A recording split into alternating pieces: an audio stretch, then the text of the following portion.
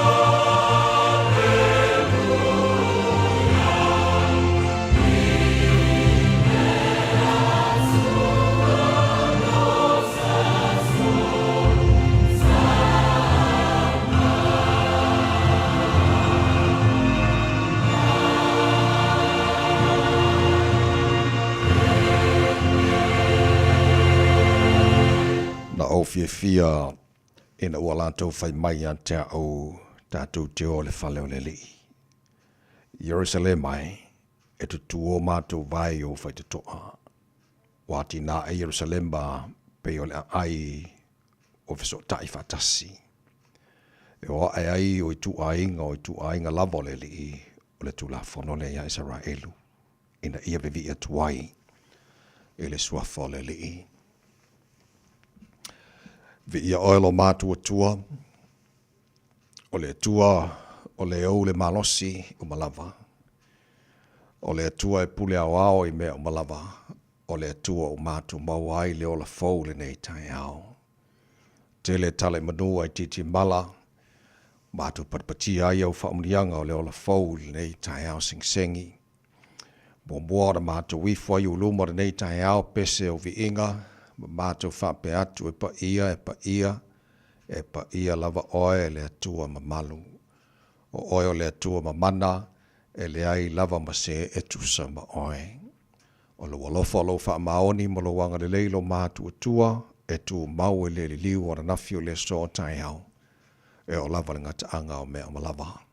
O le atua oe ma lia i manao. E me le leio ma lava. O le atua e soifua ma le vavau. E o lava i le whaamavau. O le atua oe la e le vi inga no malo le atua oe. Pulpulu le mātango fie. Ta mawhawhtai lau mea lofa leo le fau mātu maua le nei Taeao. Lau le alofa o le foi ua tuta i manu whai ngā malolonga sa tofa whai o tangata. Ue whaapopo nea sa fau lo lātu se fua ma le mātu ne yola. I o mātu o liei fo le nea sa fau. Le so duare nei ua tori e yaso se temo le mātu fo launga le nei foi te sanga. Mātou malanga o le nia sa fau lo mātou tua, na oe lava mātou te manu ai, wa na oe fo i mātou te manu i ai. Tu nātio au, tau te mai le folaunga a whainei.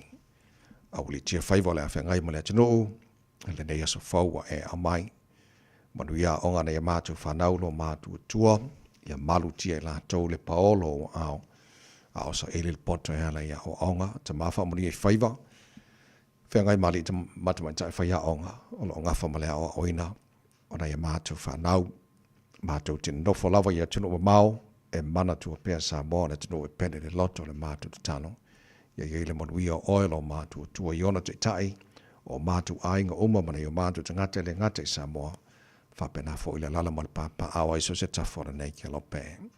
Mātu mantua nei Taeao, niso la tunu o whata o toli e ngase mai o tino i tono ainga mso se mauta ngase, wa mātu whatatu man whatu tua nei Taeao lo mana wha malo lo pa iatu, pa iane, pa ifo, whafo sia le malosi e fo ila wada vi inga i ante. Oe, manuia le tu manu panga mana tapo inga, na ia mātu mātua tua asin sino le tunu ule nei fo i Taeao fau, whafo sia pelo latu se fua laule le tino se sili le nganga i ala lo whatasi mai.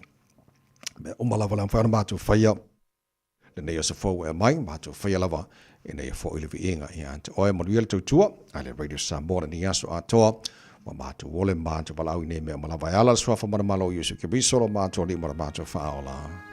Amen.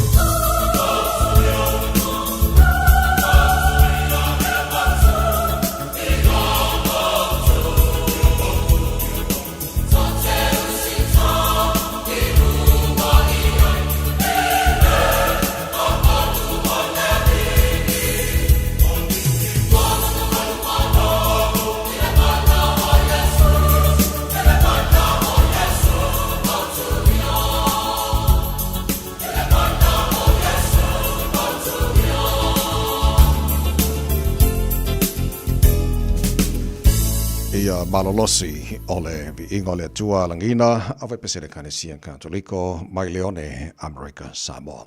Tau tomo Radio Samoa for lima e batolu amo tatolu ele July ono.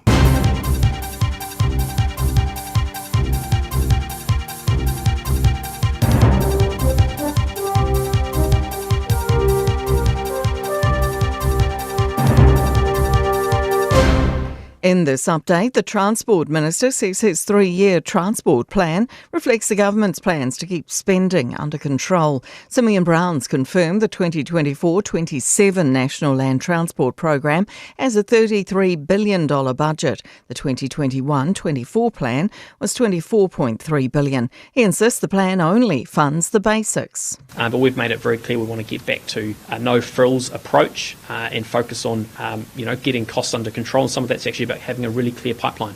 A cycling group is rubbishing claims that cycle lanes are nice to haves. The 3-year plan halves funding for walking and cycling tracks. Bike Auckland spokesperson Fian Delafi says the minister needs to look at the evidence. They say research shows every dollar invested in cycling returns 10. Regional Development Minister Shane Jones is vowing to turn his political wrath away from judges and back towards frogs. The New Zealand First MP has told our newsroom he's had a talking to after calling a High Court judge a communist and comparing judicial decisions with totalitarianism. Shane Jones says Attorney General Judith Collins has sought to school him on the principles of mutual respect between ministers and the judiciary. He says he will focus his rhetoric on bats, blind frogs and skinks and other things which frustrate his regional development ambitions. People appear to be getting a better handle on their financial situations. The latest Centrix figures for July show overall the number of people behind on their payments fell month on month by 9,000 to 456,000. Chief Operating Officer Monica Lacey says there are also positive signs when it comes to those who are several months behind. That number is decreasing too, so that would really indicate that Kiwis are really starting to manage their financial positions quite well.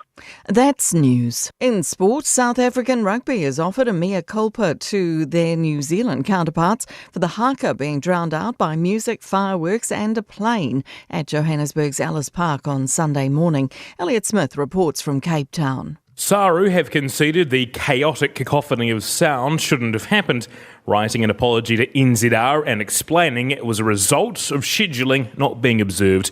CEO Rian Oberholzer says it was human error, the crowd's cheering mistaken by a sound engineer to conclude the haka had ended and then relaunching the music program. Oberholzer says it was highly regrettable but in no way deliberate and will ensure it won't be repeated.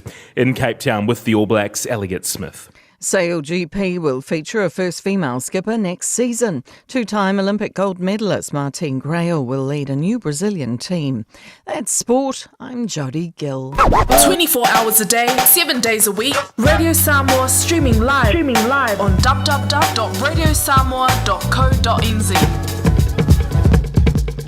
Ele swafa malolo tātua li whaolo i suke riso I mō mono whātalofa mō whāwhelai mō whātuli mai le abatele lava mara mi ngāo te tā waisa mola watino pele pa ia mara malolo whāwhonga ngara nei Taeao fau malo le soifua manuia whamalo fo I le atinu ia le wholau tātu avela vod vi inga lo tātu tua le langi o lona lofa o tātu mawari ni yaso le aso fau le aso whai le tua tātu te ori ori ma tātu fia iai Patia le anga le lei o le tātu tupu siri le langi o le fo bori malu tau si fua mana mātua manosi o le fo tātu fisi le whai manua le o mala nei Taeao fo I la ere vi inga ia te ia tau tairo tātu tua le tātu wholau ngara ni yaso ma tātu wholau le lao lona lofa o tātu iei de nei fo I aso lua o toli i aso se tema o le tātu wholau ngara lua fe lua se fun man whao se mai lau whafonga por kalame malu le Taeao Radio Samoa Svalima Eva tolu mo ni falau tule tu fonga taito taloto fa bena fo na tasha ba lo antini o tato Facebook ma YouTube o Radio Samoa Serata Spate ma le fera pesta Taeao lo sioma tu ona nei tawai meni tu ina se ba ile tu las follow e oi leiva o coffee fe se ba ile tu lai va le Taeao nei ni falau tasha ma lo su nei Taeao ma lo lava le usu la sunga tawai fa pe fo ile sunga ya Natasha le nei Taeao fo ia fa talo fa tul pa ia mawalunga Samoa vi ia le ali le aso lua le wa lia manuia ma lo fo ile fola Lange mamala sunga la o tavai fa pe foi fatalofa sunga ani o falam le Taeao vi ile tua Samoa ala fa imaia ile alofa au le silsili ese o le tua Yesu au le o tatou to e mau ai fo ile nei asolua ile to malo lava sei fo manuia Lei ole lui tau mo oi nai minute au le tatou le poti ha mata balunga la wala ne fo Taeao fo fa so ai malitala o le tau. Tala fia le ai se wha lave poni ta avale wha le tonu ilunga awala le nei taimi Taeao ia o lo solonga le ia ma file mu mea uma lo kilia uma vaenga awala a o alo atu le mamalo le atu nuu i tiute mga luenga le asolua ia wha pea fo inisi ngā lulue le poana po malo lava le wha malo losi ia o le wha manatu masani o le malua le Taeao ina ia usita ia ta iala matula fono ilunga o le awala ma ia manatua Fai lau fuspao I oe make it click. O le tātou lua ili poti le nai lunga o le awala, le nei taimi o le Taeao, taimi tula ai mai lea ua 5 minute e te ai le ono. All I hear is Radio Samoa, Radio Samoa, Radio Samoa. Tasilima iwa tolu amo. Radio Samoa, kasilima i wakoro amo. Ole, mai ngā matala nei le talo le taure nei fōi Taeao fōu tamaki makaura wau. Ki lani no whanga whaasalonga Radio Samoa se whalo I le Malu lūre nei taimi o le Taeao, winga le tau le so le whaasalo na awaoa. E le taimi pua oa le tau ni so vaenga au ki lani pa utimu ni so taimi la wauli ana nei. Lua se furu ma le tasi le maurunga le mawhanawhana mo tātou. E le so se furu lona maulalo. Au lia Taeao. Wala whaasalo na awaoa lang le lei pa utimu ni so vaenga au ki lani se fulono. Maurunga le Malu mo tātou le so Taeao. O le vainga yon tuatu la whaasalo langi le lei le tau I le aso tofi. Whaasalo na awaoa pa utimu le aso reile. Matele na awaoa le tau le aso nae. Langi le lei le aso sama le aso ngafua. O le vai aso lumana iatu pēr tātu o le lofa male anga le lei o le tāra matai le langi. O whamabonga I ala mai tau tūna mai le nei taimi o le Taeao. A o whangasoro fōn po kalame malu o le Taeao. O le a tātu pa vai le tūlanga o I le tau tiro isi vaenga o le sila whapena po le tau Samoa. Mo le si vaenga o le kelope. Tau tōru re Samoa sifurlima I watoru a moina wa fitu le wa tia nei le tūlai. Ono kofi lolo elpu o ringi kai au. Io he tawai, o lo le ia ma la wala taimi nei. Wale poloko foi mal. Wale poloko foi mal vaenga leanga. Poloka anga. Sa le. Wale maanga yo le melo le usu mai sole ala le mas poloko runga la wala. Ya wai le ngi vai fai. Le fale ngai fual Taeao Go straight taimi a umo le asolua. Al ngai le no vai ngai le fa ila ko ko nsi runga la wala mo poloko la wala. O ngi vai ka ka usu mo kai. Ciao le. Ya la le. Mai meno tolo tanto lu tau mo oe ma tanto uma le nei foi Taeao fou ia o na fa so le ma to le we nei swing o tara kalame le mar o le Taeao. Tata po kalame a reto o le ola mai a pasta la fa le kopo tata ma do Taeao fa nga fo na le kwata e le fitu e le Taeao nei melo tupu po niso mena tupu le a so tolo se te mal tele to sang ba le Taeao le fitu le tata nei yona so e fo le mataru tel fo e le ngara pa tania ya mo nei Taeao ya o si mai lo fa fonga o le lui tau mo tata o mo le nei fo ya so fo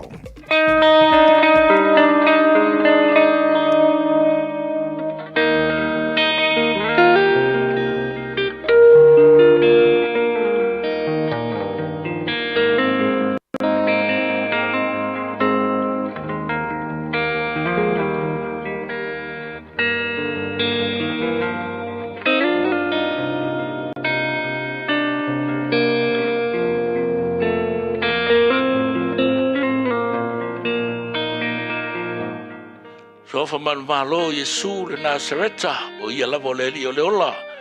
Ia fa pena funta o folo fon fatalo fatoi.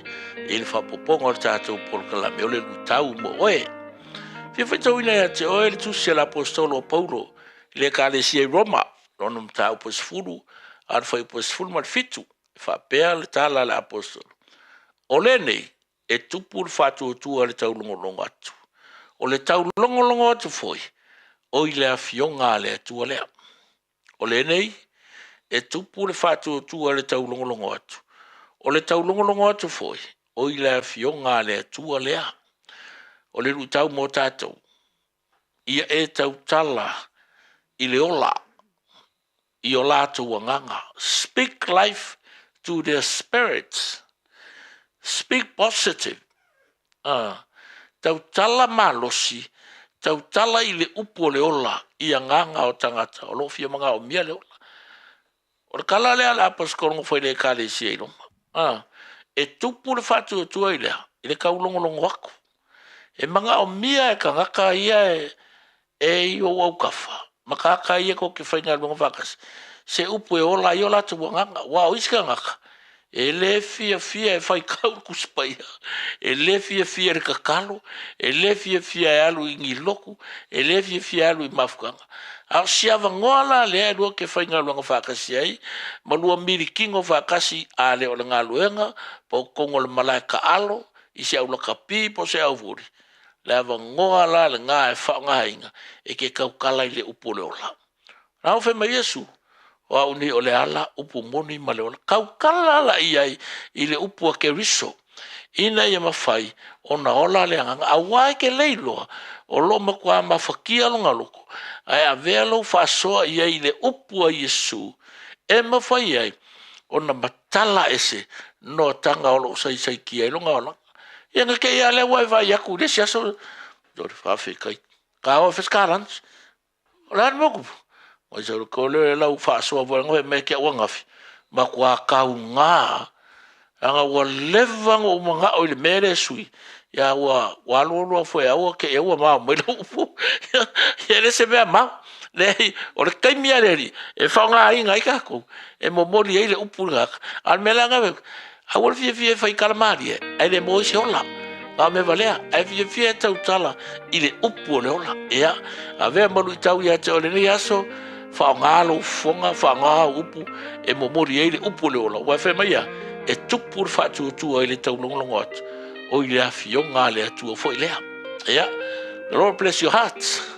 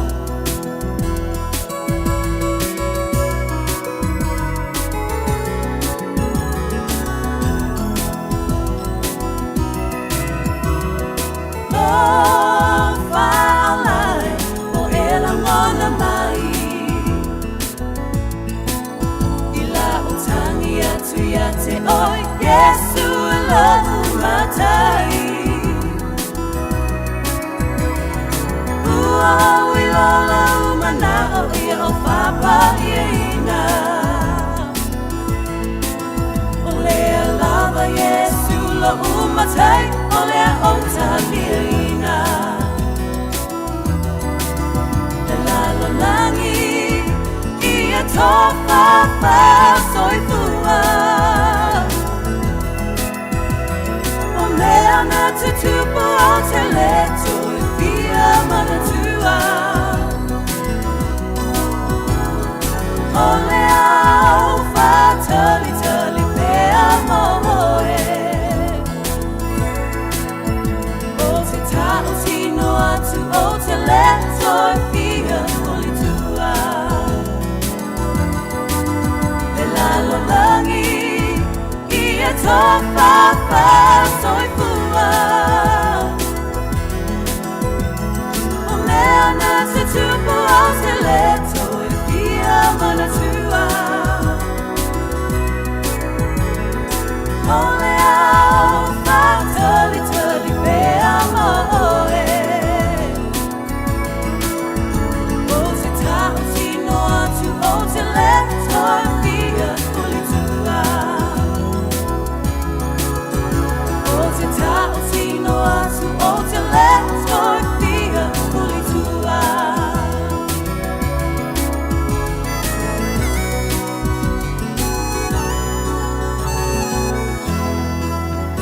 Whātua whalalangi mai a whuawhiwa mose le tu Radio Samoa sifalima I watola mo sifalima mana a whale wate ai nei le tu la e ono whaatalo whai paanga le tala pakalame ua tātou sila whai fwoi manua le o mala nei tāo lunga le tātou Facebook mari YouTube Radio Samoa maro la wata soifua manuia tātou lo whaafonga mai leo mua Wellington lo Hart Tarini Bram and whapenga fwoi me le pone woi me le ponge me tale whaniko lai waa maro la wata soifua manuia le nei Taeao ia marto telo paanga mai si foi vai ngalo langi ro taro fata sin nei Taeao e ni so fofanga for malo ke le kupele la faalu mo awala mai si vai Io e ta vai ma Natasha nei Taeao se tala fia saunoanga le minsta tato awala nei I New Zealand le sunga le Simeon Brown le asa yailan saunoanga le aso ana nafi saunoa o lo o alala fo I le New Zealand Transport Agency mo le fuafuanga le anga I luma mo le whaalelei o tātou awala I oe o lo o yeil fuafuanga tolu se fulu tolu piliona tā la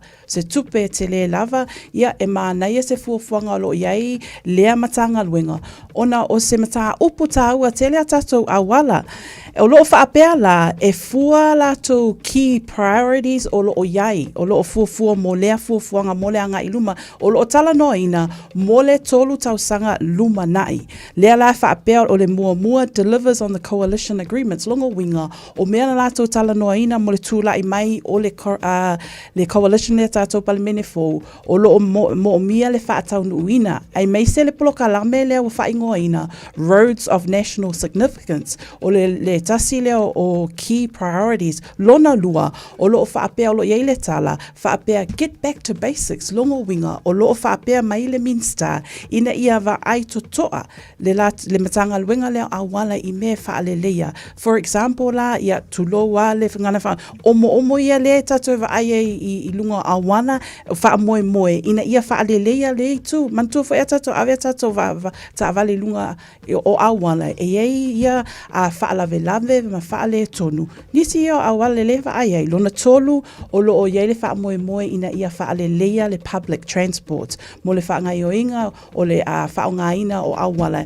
ina ia taunu le malo le atunu ia nato ngā luenga ia mea whapena ai meise le whaongaina o nufua afi ia lona wha o lo iai le wha moe le na talanoina fo I tato news le nei Taeao o le ale koe toe whaongaina ia cycle ways ma walkways pe whapena whala I titi le numero le tupe e whaonga le nātu pa o 4 key priorities le nā o le awa ai le matanga luenga ngalue awala mo le anga iluma lea tolu biliona tala.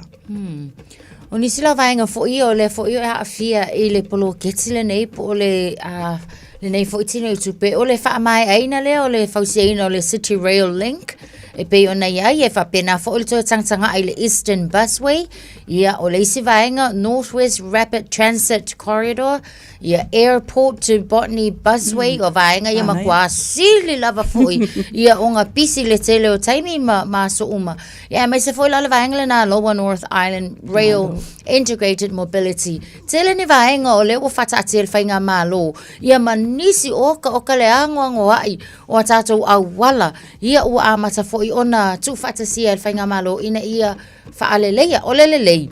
O le iai fo i lele o le ta iala. Au mai fo i le vaenga tupe e le o ienka iala e le o ieni vaenga mau tutu e whaalu tonu iai. Ie ma fai fo i ona alu salalau se tulo. Ai au mai alu sa o i tutonu le vaenga ua uma ona tusia ma wha amauti noa o le vaenga lea e wha mua so o Malaysi. Wa ale inga la fua. Ia o le alala na e ala i ona mafua. Le wha o ngase se ia ma e uma fo i le na tupe tele. Ia e le o mawhai lava o ngā whaaleleia ni vaenga e talo sia.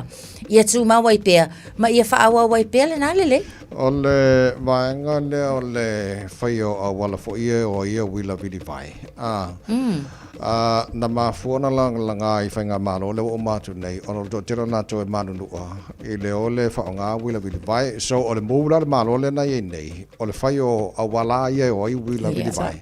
E se mai nalo mele o I ta wale wal mea ngā len kere kaka lawe ve, but looks like lau titilo, e pea ele o whaata waina. Ele plan ba maule whainga malo fole I nei, te loa karusia awa a whapeo o tangata whiwhia vili le wila, I le awala. E se fe atu la walu pe fa pe ia ia la wala ia mo wila bi mai wa te lo mena la nen fal fanga malo len atu nei ina ia avoid ai pe fa ti ia le te lo manu o tangata o no le amana I le fo ia ka va le pe au kwa la vidia ku le wila le ska e sa le la va tsa va ia Wa e la tau e ma fai lava ona whaonga le wila vili vai e le ai se ta vale ia wa le fa pe ku sa makanga kai fai ta vale ma lava tangata ai o le ta ua foi le na le fa ta ua I la tau o le ma fai ona feo ai e whaonga ina wila vili vai e se mina o ia fo I Wellington e ata vai mni o folau o ke fai aku la le mole kanga ke wila Kau le inga ka fo e ta vale e ye tangata e fe whaonga public transport a o le mela nana o maita wina o ka se au ke o wila fo e whaonga I le usu I le Taeao I ngā luenga Mana ia A me no fofanga malo ele lei pe afa pe ele lei mo tangata o mo fo lele afa pe ele lei fa ia sinkholes ma potholes mo isi ma holes la e uma le lei fo mo tangata la vili wila fo lele mo la tu sangole mo ia mo sang au fa nga me le lei mo isi va nga le lei mo isi va e on como mo le isi va nga mo la tu sangole le malea O le mamama le leo tono hono whanga e whenga luenga I tangata. Tasi leo vaenga le leo ke wako sikasi officer o le council. O pora lo I Wairarapa. E whoringa mai e le o le leitele ia le conditional lo ia fwoi vaenga. Ia, io e tawai. O se tūlanga fwoi lele ma se whaata e ta inga e le leitele. Ia mana tua o le lava fwoi e mautawina le atunu. E ia whale o maota malawa e maua ile vaenga le o le mold. Ia po o le limu fo ile po le vaenga ia ma fai ona mai tawina I le susu ia a le ia pe fa pe fo yo la yengi vaenga fo nga o liki a le vaenga lana o le South Wairarapa District Council o le na ma ua I le fale le fai nga luenga po le fale le fa nga ina ele au fai nga luenga le council le Tele nei tu e whaalele lei, tele nei tu e le o tāua, mai e le te tau. Mo le soifua malolo ina lau whainga luenga. Ia e liki mai le whaalo le whale. Ia wakelengi vaenga fo ile le ua pala. O le isi tu o mai tauina e sei tu lou le whafonga mai le tunu. O whale le tāua. Pe o tutono o whale le tāua ia o mafia fia ai la le mold lea po o le vaenga lea e va ai e tonu. O le fale lale nei, o le tausanga le te mai tau watu iai I. O le lua fe luas fulua na fausia nai. A o le mela o te maa o faitele. Lua fe luas fulua le wa o lua fe luas ufa. A ua kele va inga I o fale tunu o lona winga. Fe silingia le maintenance, health and maintenance o le fale le ngei. Po fa ape I po ia ingia lato plans fo I. E kakau ai o ngasiaki le nei fale I taimi uma. A wa e kakau lava ona iai le va inga le nai lato. Ma le warrant of fitness o le fale le ngei. E mawhai ei ona saunga le mu ma soifua malolo ina mo le whanga ina tangata o lona winga alo fisili o au whainga luenga o lea ngā lulue mo tangata lau tele ai le whale le whai ela tonga luenga ta vai mani o fla kaunga ma wa tauna o tangata whainga luenga o sa a kako mai whikako ki whainga luenga I nei kau kia mai foi we expect tidy and clean room ele le mo tanto e me se alo ta ua o se no foanga e whaonga le community po le public e tatauna ia le whaiteitenga o le matanga luenga lea le whaangaina lea. Ia me se foi, e tataua o na sila fia o i lato o lo o whainga luenga i lea lava le taua mai o le South Wararapa District Council. Tataua na sila fia lato, pe am taua ni Taeao e sunga ia Natasha, mo siaki e tatau must be fit for purpose. Pe o tūlanga na tauna wa ai to toa iai i le au whainga luenga lea po o le District Council a wā e le ngata mo i le au whainga luenga a o le lau tele leo atu i tutonu o lea no fuanga. Lo solo limolo tele tulai ono le whafonga le pokalame malu le Taeao le Radio Samoa Sfalima e wa tolu hamo wha taro whawhianga le Taeao e whakasā le mato apa ula whawhianga le Radio Samoa.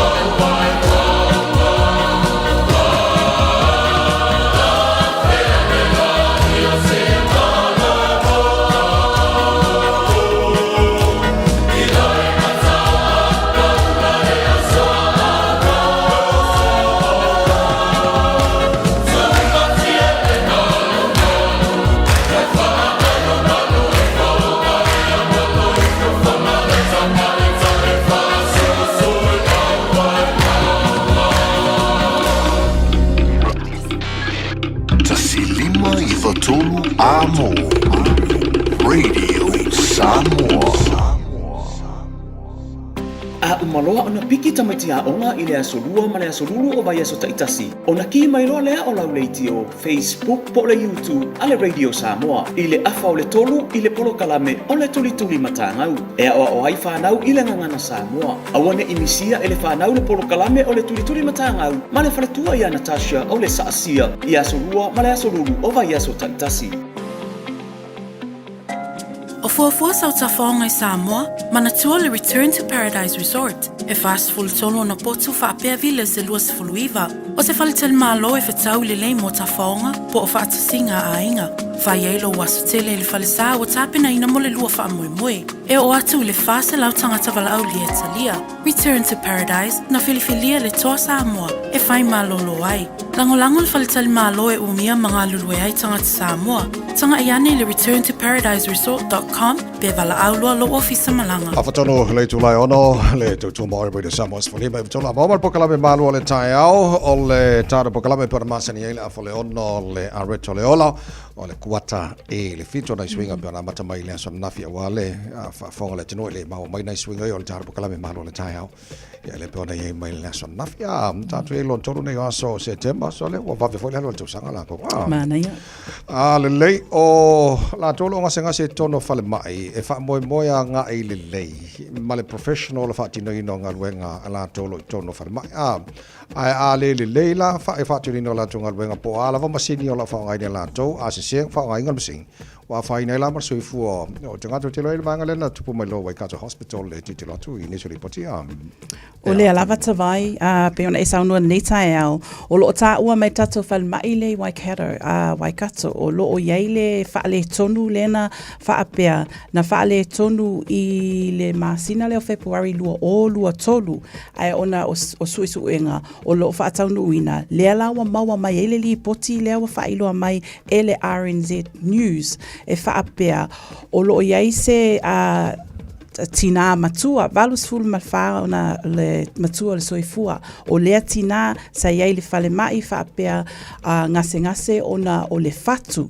na vatu le fale mai ona o le tulanga lea la ia mantua foi pe ona taua o lo yai masini e fa nga ina wa foi pe a mo mia se soswani la o lo taua mai so enga ma sa linga foi li malo mai o lo fe ngai mlea mta upu la taua mai o e sa ngā lulue i lea taimi a o iai le valu le tinale a valu full faun le matua fa apea e le masini le o le alarm fa apea o le alarm activate pe a mo mia le soswani fa apea la o le leo la le alarm le asati i lalo o le tūlanga le na ele i langona la se tasi o le awhainga luenga lea la abua avea ma mafua anga ua na maliu le tina ia ma o tala fa no le na tupu pe o so enga na le tu la ai mai ai pe ona ta o nei Taeao i le polo kalame pe e tatau tatou umalava se fa manatu mo tatou umalava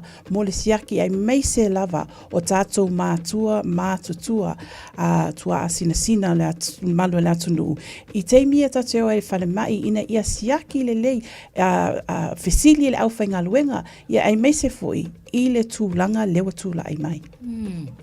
E foi la si tulanga foi le te foi ya mai o le tulanga la vai la ngona fa no on sitina o le tau si tutono vainga foi o maota o ya nei tangata matu po nei matu tau si ai na ala ona avel emergency department le ona ua oso le fatu lo matua ya manatua la avatula ya te la le tulanga foi le lopenga ava ua pisi foi po sioki foi le ED la tau ia le taimi le fua ua le ia fo yona va ai wa manatua la a vatu ngase e kaulava nga vili le specialist a vili la le specialist ona fa tali le la yele taimi na fa tali sitina peitai o vaenga ia o masini o lo faonga ina e ka kau foi la o nga priority e tangata au fainga luenga e kaunga ingi vaenga foi ngai manatua ya siaki vaenga malava nei o lo faonga ina e tangata ina ia wa ole mai mau le soifua o se mele mafai se nga koe fa foi kua e mo i foi poangi upu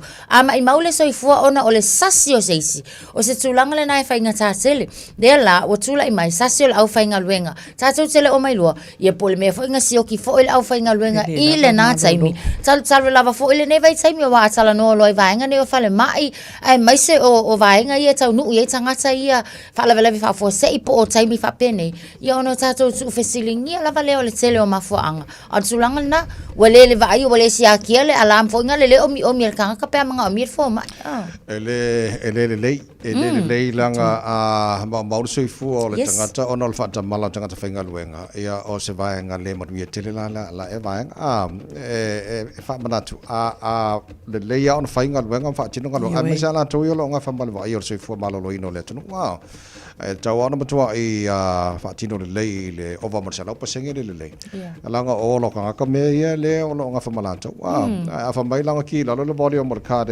cardiac machine le na sa tauna susan mol matua o sorry le kwa ile ka ngala vanga kwa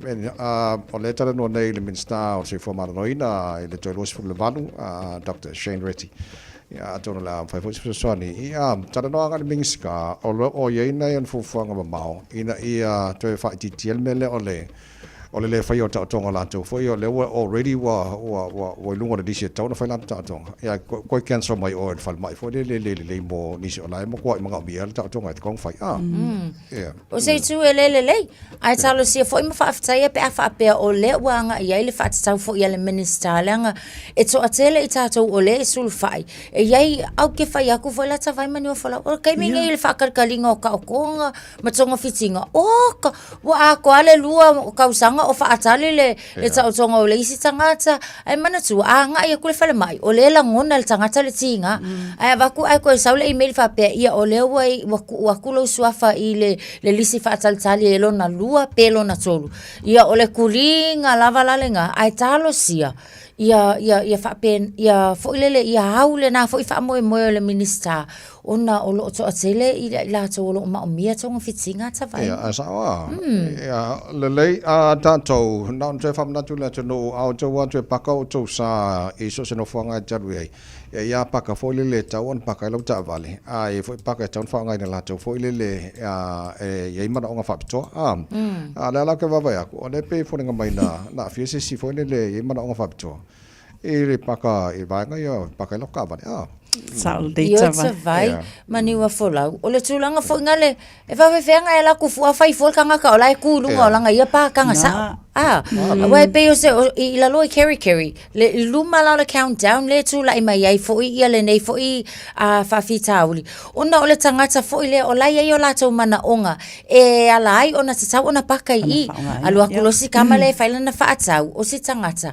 sa ma le fiva fai ai se taimi lo na winga ola ia yo na mana onga tunga e le mawhai o ngā paka le paka awa a se pe a fiangi o nā whaina lea ai na ia fesilingi leo se isi uso salu aku paka i e ye sau kare e ke mai ai kali lola lile ele ai ia ona toi fai atu leo si tama mai lea ko akele anga i se o mako uso e mongo amiel paka nga le mwhainga e sua ke paka ai wotula mai ai ia wale fia ai la le tangata le ato o le lo na malosi mai e fa o fo ilo na lima isi tangata le o lea e tatau ona paka lava ia ile paka lea ona anu ale si kanga kai lanka vale ale fo kuli lo aku lava o le tulanga fo ile ele tala fea ngai o le fa nga tatau o le mafau fau ele ka kaunga pakai o le mana tua la o sol tu la fono awa ale le sau card ia ele ka fo ele so mai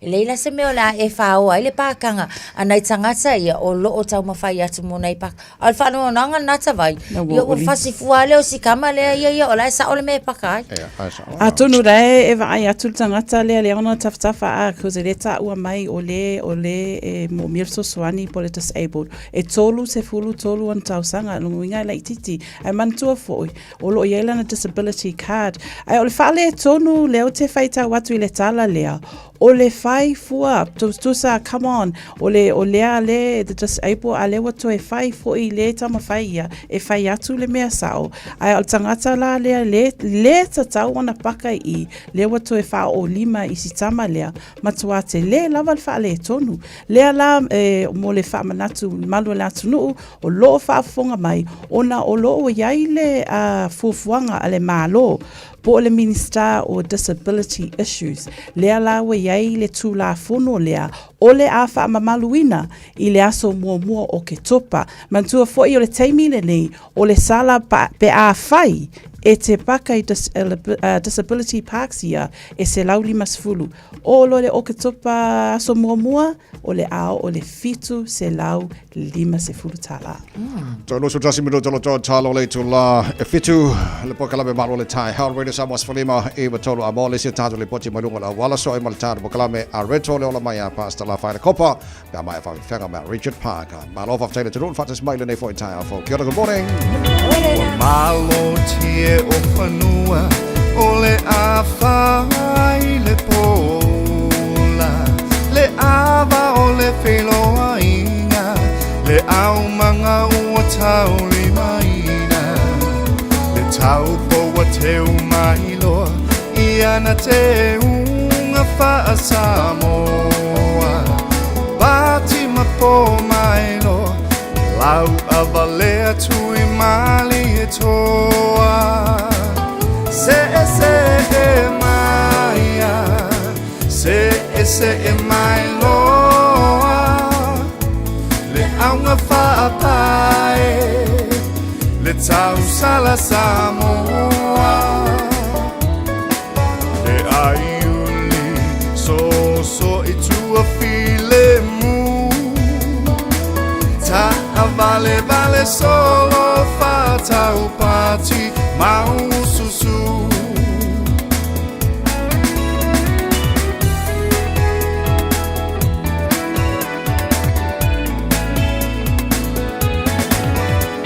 ele mawhai lava o na ngalo Samoa i le tele o a solo wanga nu whaalo alo ele maua i atunu i whafo le taule alea e ata mai le lima tau matau lea amatai lo atunu walo o sila mai yang malu enga malo whawhetai se e maia se e mai loa le aunga whaapae le tau sala Samoa le aiuli so i tua file mu ta vale solo fatau pati mau susu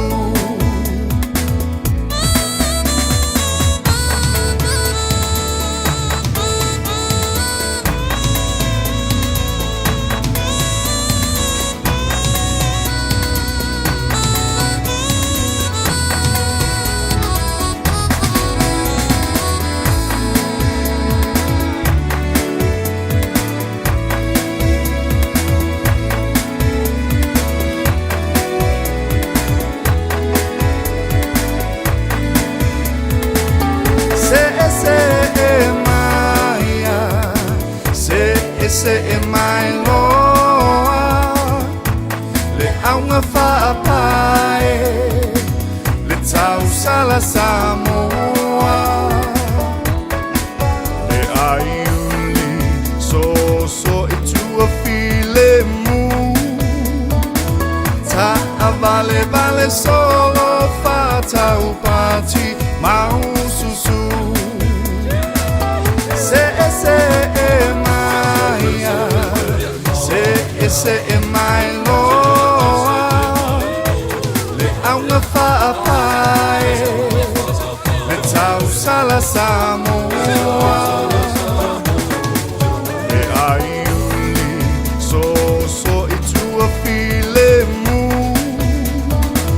ta vale solo fatau pati mau susu Sole, eva mali pese, malo fa fonga Samoa, malo fo ile va ile musika. Radio Samoa number 1 New Zealand akoa. Sipso.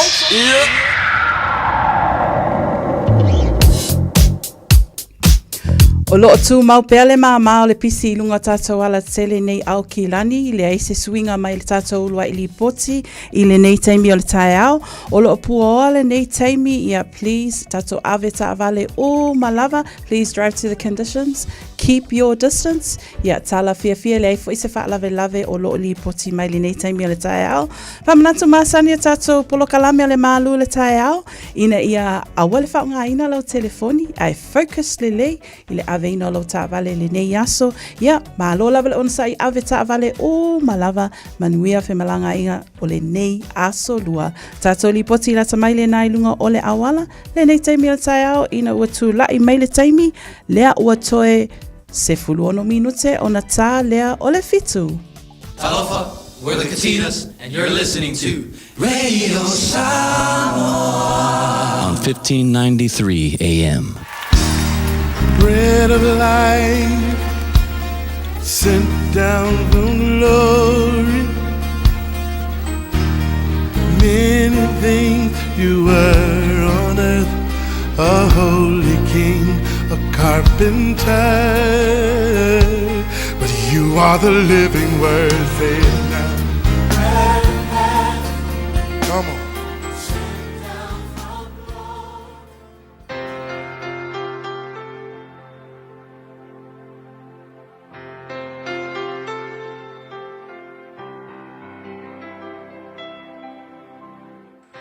O te whawhila e te whoil tātua tunuu I le amatanga o le nei vai aso I le alofo o le tua. Ia malo le soifua manuia ia te oe mwhai foi on fiso taima mai moa tātua pokalame ia aso taitasi o le vai aso. O le ngaluenga e lua whaupetols full valu I whapea I nā salamo ia ma ia taitasi o na papatisoina o tau uma I le suafa o Yesu Keriso mo le whaamangaloina o anga sala. O le upu mo o le aso le nei whitala no le upu lea Salamo, repent. You know, o le ki o le whamanga longa le tua I o tātou o langa. O le whaingo fi, o le salamo o I tātou. O le salamo o le sui lea o lo wala. O suia le direction. You change your direction. Le mesa e a ngai iai, ua e koe ngole upu salamo, ua koe sui atoa le direction po le ala nga e sa wai. Elena o le iloa fo le ole mai stangata Elena o le iloa o le leanga o le alanga e sauai ia ma e feel sorry se mea na e faia ia se mea leanga na e faia ai o le salamo o le alu ese mai le oe mai le mea leanga sa e faia ai fai tau tusi le ole tali e tangata I le launga peteru ina ua whaalongo I la tau le launga peteru le launga la peteru le whatatau I le whaola tanga na saunia e le atua e ala I lona alo o Yesu Keriso. Le ana a wina mai e le atua I le lalonangi. Ia ai wha siotia e tangata Israel.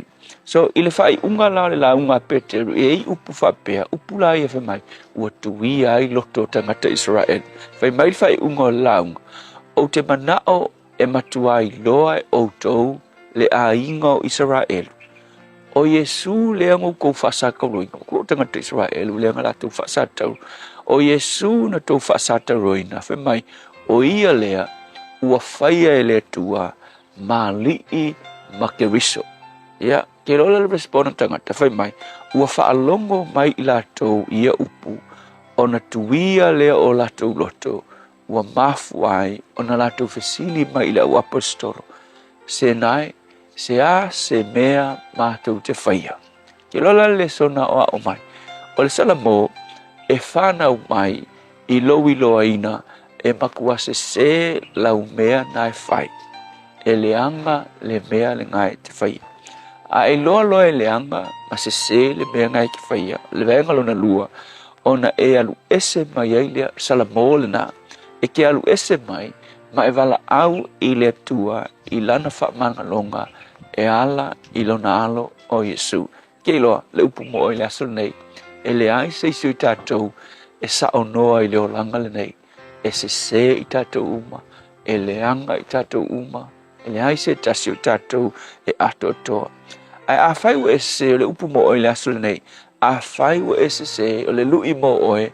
Li liu ese mai le meanga e se ai.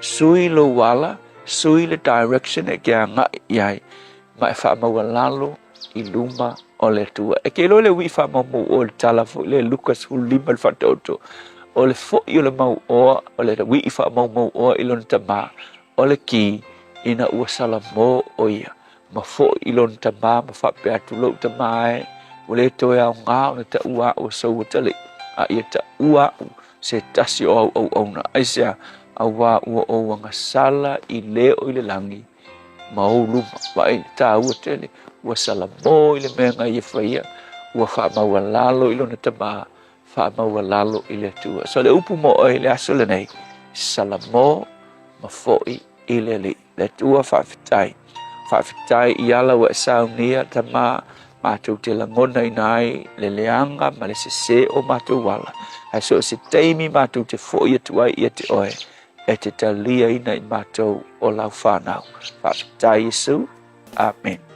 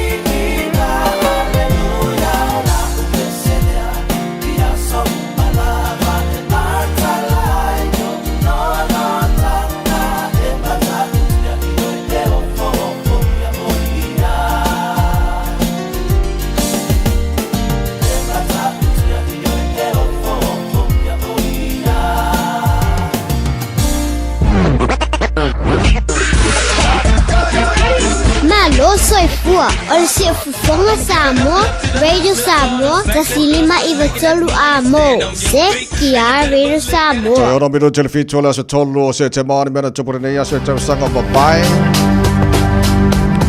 I le tausanga tasi fitu valu tolu, ia o le tausanga le nei se tausanga Taeao lava, i le tātou atunu lea sa whatanu i ai o Lembeka, ia i Paris, whaapea sa whatanu i na ai le saini ina o le whiangainga. O le whiangainga le sa saini i le tasi fitu valu tolu le aso le nei le aso tolu o September. E whaapea ese le Taeao o na mole anga i luma o le atunu le tamau a inga, ia ai meise fui o le whiangai ai ma le malo. I le tausanga tasi iwa o no lima, o le tausanga lea na soifua mai ai, se tasi fo i o li i tauta ua le nei lalo langi i le mai le matou nu. O le susunga i lea ia Lennox Lewis, o ia tauta ua lava silfia malo le atunu, o ia he is a professional boxer. Ta ua tele ana fusuanga malo i tauta ua lava i le whainga lea o le fusuanga o lona aso soifua le nei. Happy birthday, Lennox Lewis. Ia a o le aso tolu se tema i le tausanga tasiva lima valu. O se tala fia tutonu lava tatu atunu i New Zealand, whaapea o le aso le nei, whaatanu i na ai le lua i tautonga o le fatu i le tatu whale mai lea i Green Lane. O le tautunga lea o le fatu whaingoaina o le opened heart surgery. Lea la o le susunga ia Dr. Brian Barrett Boys, o ia lea sa whaataunuina lea tautunga whaapea o le tine e se fulutasi o na tausanga, lea sa whaataunuina ai lea whaamoe ma o se tala fia a vea lava Dr. Brian Barrett Boys, o ia lava sa ia whaululungi ai nisi o fufuanga mo le anga i luma o tautunga, ia me se foi le mtanga lunga soifua ma loloina i lea mata upu lava o le fatu. Ia nisi na o vaenga i mea na tutupu i le nei aso o le tolu se tema i tausanga ua mawai.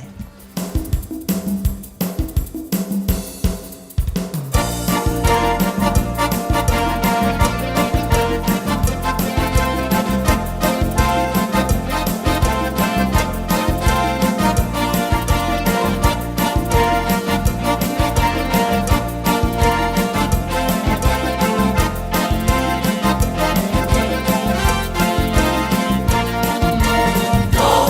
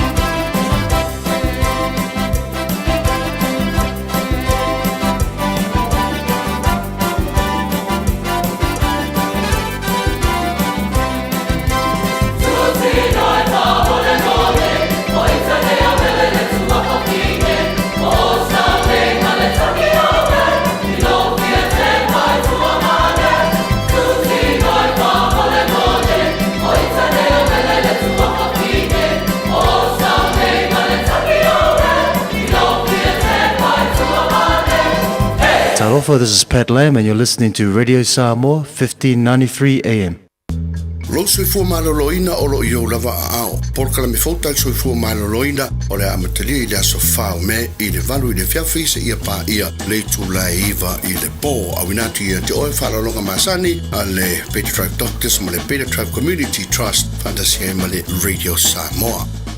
O mana o mie oe po se isi o lo a inga se fisoso ani tau fe malanga inga mo New Zealand. I mata au poe pei o le vaita mai no whanau po ngā luenga. A whai o lau tali o le ioe, wala au loa Ken Fernieho o le Fern Immigration Services e iailana laisene. Ma ua silia ma le se 15 tau sanga o lana tau tua.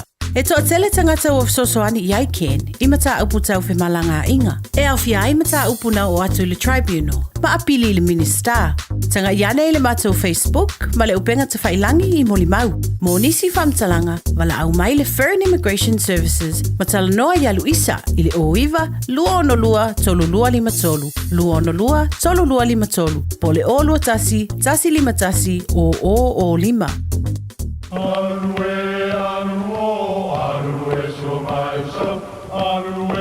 O Samoa o le atunu ua mai au na tofi.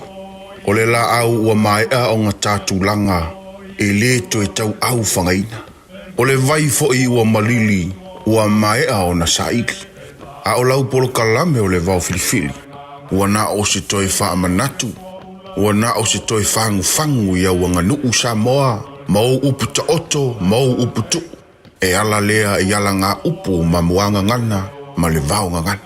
A wane I emisia le tātou polo kalame. Iafi o aso lua te itasi le itu la e valu I lunga o le Radio Samoa. Ia manu ia tele, lau mai moanga ma lau whaasausaunga Samoa. Hey! Oh!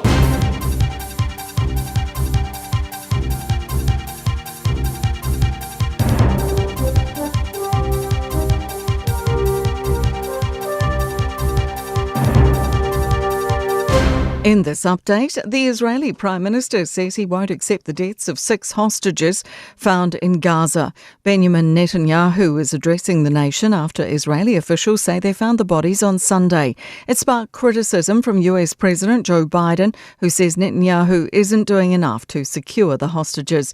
Netanyahu says he will not accept the deaths and Hamas will pay a heavy price. Despite the fact that with all my heart and soul to promote a deal, we did not see a similar response on their side.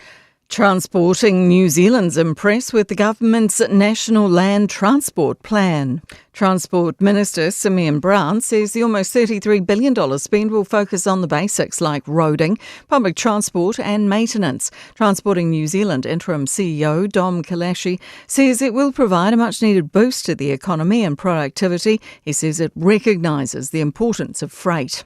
New Zealanders are being encouraged to have their say on how the government handles gambling harm. The next 3-year strategy to prevent and minimise the issue is up for public consultation. Mental Health Minister Matt Ducey says this Gambling Harm Awareness Week is the perfect time to get involved. Public consultation closes next month.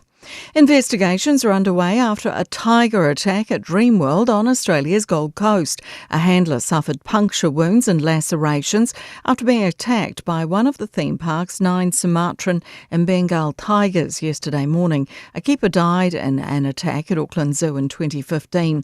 Correspondent Leslie Yeoman says the incident's now being thoroughly reviewed. 47-year-old, a very experienced animal handler. She was in the enclosure with the tiger and there were other tigers in the enclosure as well. That's news. In sport, South African rugby has offered a mea culpa to its New Zealand counterparts for the haka being drowned out by music, fireworks and a plane at Johannesburg's Ellis Park on Sunday morning. They've conceded the cacophony shouldn't have happened, writing an apology and explaining the gaffe was a result of human error and a failure to observe scheduling. CEO Rian Oberholzer claims the crowd's cheering was mistaken by a sound engineer as the end. He says the incident was regrettable but accidental. Will Steadman has finished fourth in the T36 long jump at the Paris Paralympics. He leapt 5.74 metres with his third attempt, 2 centimetres outside the medals. Paul Cole is through to the quarterfinals of the Egyptian Open, the opening event on the PSA squash tour. He'll face Marwan Al-Shobagi for a spot in the last fourth. That's sport. I'm Jodie Gill. 24 hours a day, 7 days a week. Radio Samoa streaming live on www.radiosamoa.co.nz. Le taimile nei o loo māmā lava fo'i ia le traffic i nisio vaenga a o yeina i nisio vaenga o leo loo fia liputia molo sila fia ia o le nai inga i vaenga nai kau delays i le taimile nei o le Taeao Southern Motorway State Highway 1 southbound i le vaenga le nai le vao East Tamaki Road and Redoubt Road ia o le nasa ia se whaalave lave tau ta avale le ima mau tele atu o le vaenga la na o le ala tele utangia ava ta avale ia o le na fo'i kau delay fo'i pe tau le mu i le taimile nei o le awala northbound o lo so longa le le ia se vanga na lava foi le lata atu le vaenga le nai fesuia e foi atato lanes i le anga ia tu le nai takanini Northern Motorway on State Highway 1 southbound o le na foi lo so longa le le se vanga na foi le lata atu le vaenga le nai Silverdale ia ma le vale na o Rewa and Silverdale pa na vaenga nai tau a matano fe lo mai le taimi le nei ona foi o le na foi lo iainga luenga o lo fatino ina i lunga o le ala tele State Highway se fulu maleono lo so longa le lei ia se vanga na fo lava le suia inga le na o lanes fo ilanga yansu Waterview and te atatu le time le nei wa amata fo ia na fatu pula ia le traffic on State Highway lua se fulu ia le na fo se vanga na la le Queenstown Road on Ram ia o le na fo i watau a mata i le time le nei o na feololo ia le pisi atu o le vaenga le na o le ala tele Central Motorway Junction o lo so longa le lei se i vanga na fo i le lata atu i vaenga na Crafton Road eastbound on Ram ia o le na fo i o lo o iai nei vaenga na o lo tau a mata o na pisi mai i le time le nei mo i tato o lo anga iatu i le vaenga le na i le anga iatu i le malaiva alele ia o le na fo i wa mai tau watu i le 20A ia o le na wa amata lava fo na pisi tātou le anga i mai le na Kirkbrick Road anga ia toi lava mwhaawa watu le malaiva alele ia o nisi na vaenga o leo mai tau watu o le na wa amata na feololo lava fo il taimi le nei au nisi o vaenga uma lava lal tele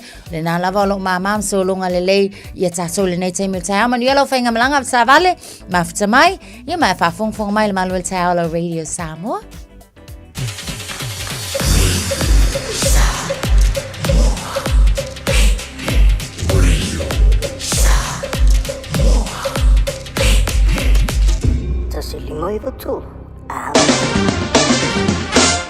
Ono le o tele tulai fitu o le vainga lata mai nei le talo le tau pawa tu Samoa nei te mo le Taeao lo se fun mal tasiro ye le velo le Samoa nei vainga le Taeao ma tele na awa o e vai malangi le tau Samoa o winga la tau Samoa mo nei so ato la fasoro na awa o le tau le titel te me langi le tau Samoa lo se fun mal fitu mo lo le velo le Samoa le so lo se mal tolu lo na mawalalo ya o ni ngalo taru tala mai Samoa ka tare tula valu i le Taeao nei o le se mai o le tala le tau le telo vaenga o New Zealand taru mata mai motu saute nei foi taimo le Taeao good morning pa o taru kalame so se vaenga o motu saute ma mafati munga le telo vaenga o Westport i le so sfulima mo longa Malu lu fa solo foi na pauti munga ma mafati munga malo sit savili pe tala fa solo tuna langi le le oli Wanaka sfulima mo longa Malu lu fa solo pauti mu ma mafati munga Queenstown e le nefo yaso malo si foi le angi morsa vidi mai matu si fo su fana mau ngor Malu lu pa ultimo jelo vai ngor Nelson fa Dunedin fa solo pa ultimo nga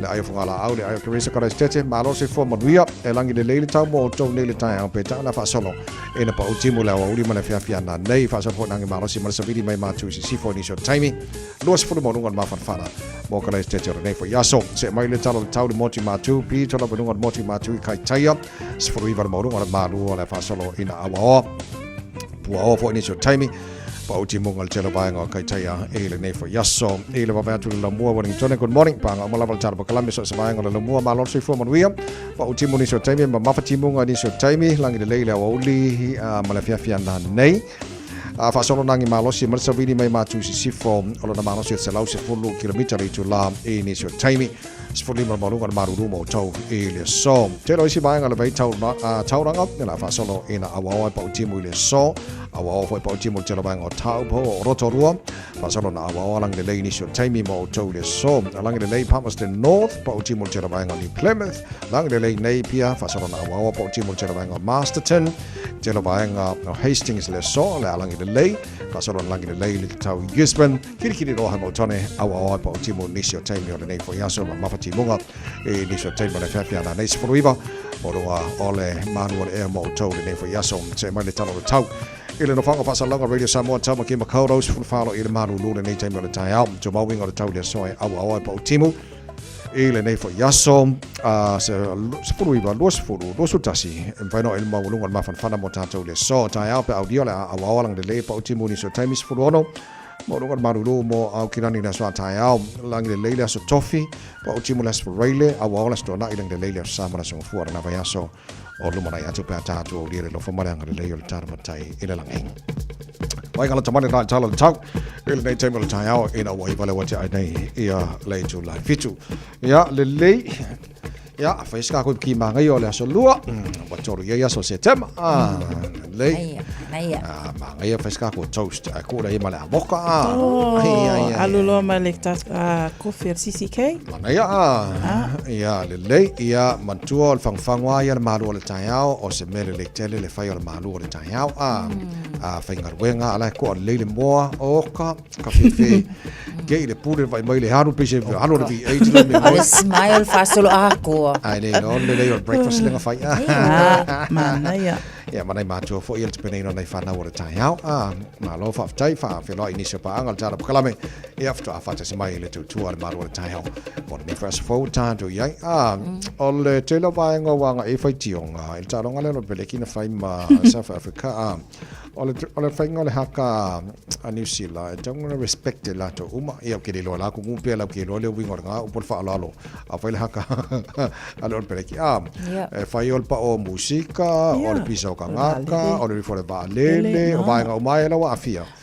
ya e so o male sko le ka dia vaenga o mai le wa e fai tionga le tenia yes ya sa le la va vai ngo wika fo ya wi ya nga kai mi mana tua e moni lava fo ese ia taltonunga lava fo ma tangata ma ola to fo I vai e taltonu ai e tavla vai e pe o mau lava I tu singa fo I le au lava ia o peleki ile I tu e ala ai ona tawa e la to le haka le o la to so tanga le ma lo la to lau ele o fe lava ia nga ia ile au le nei e pe fo il man Samoa o le kaiminga so le kaiminga sile lo ka fia fa longo ai sa le sa no anga vai ma ko kiki o lo kalinga TV ka fa long ngol ka ko hakale na va pe ya wala wai lunga le va lele ya ke awia ma ko ele va ai le fa lele lunga la va lele ni si tsai o le tsai mitsonu le e mana o mi ai fo lele ya tsai ya atonu le o se tulanga fa alo fo ile mai le o se tulanga e tatou se tsalia ina fo ye tatou ona